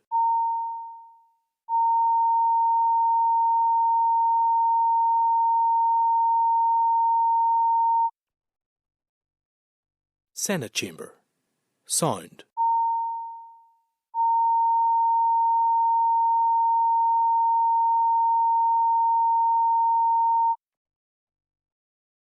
Senate Chamber.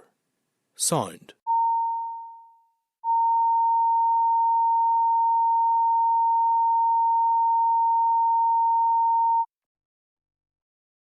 Senate Chamber. Sound.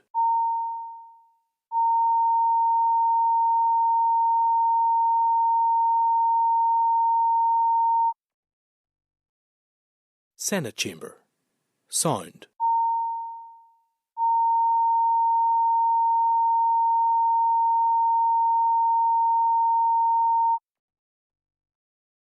Senate Chamber. Sound.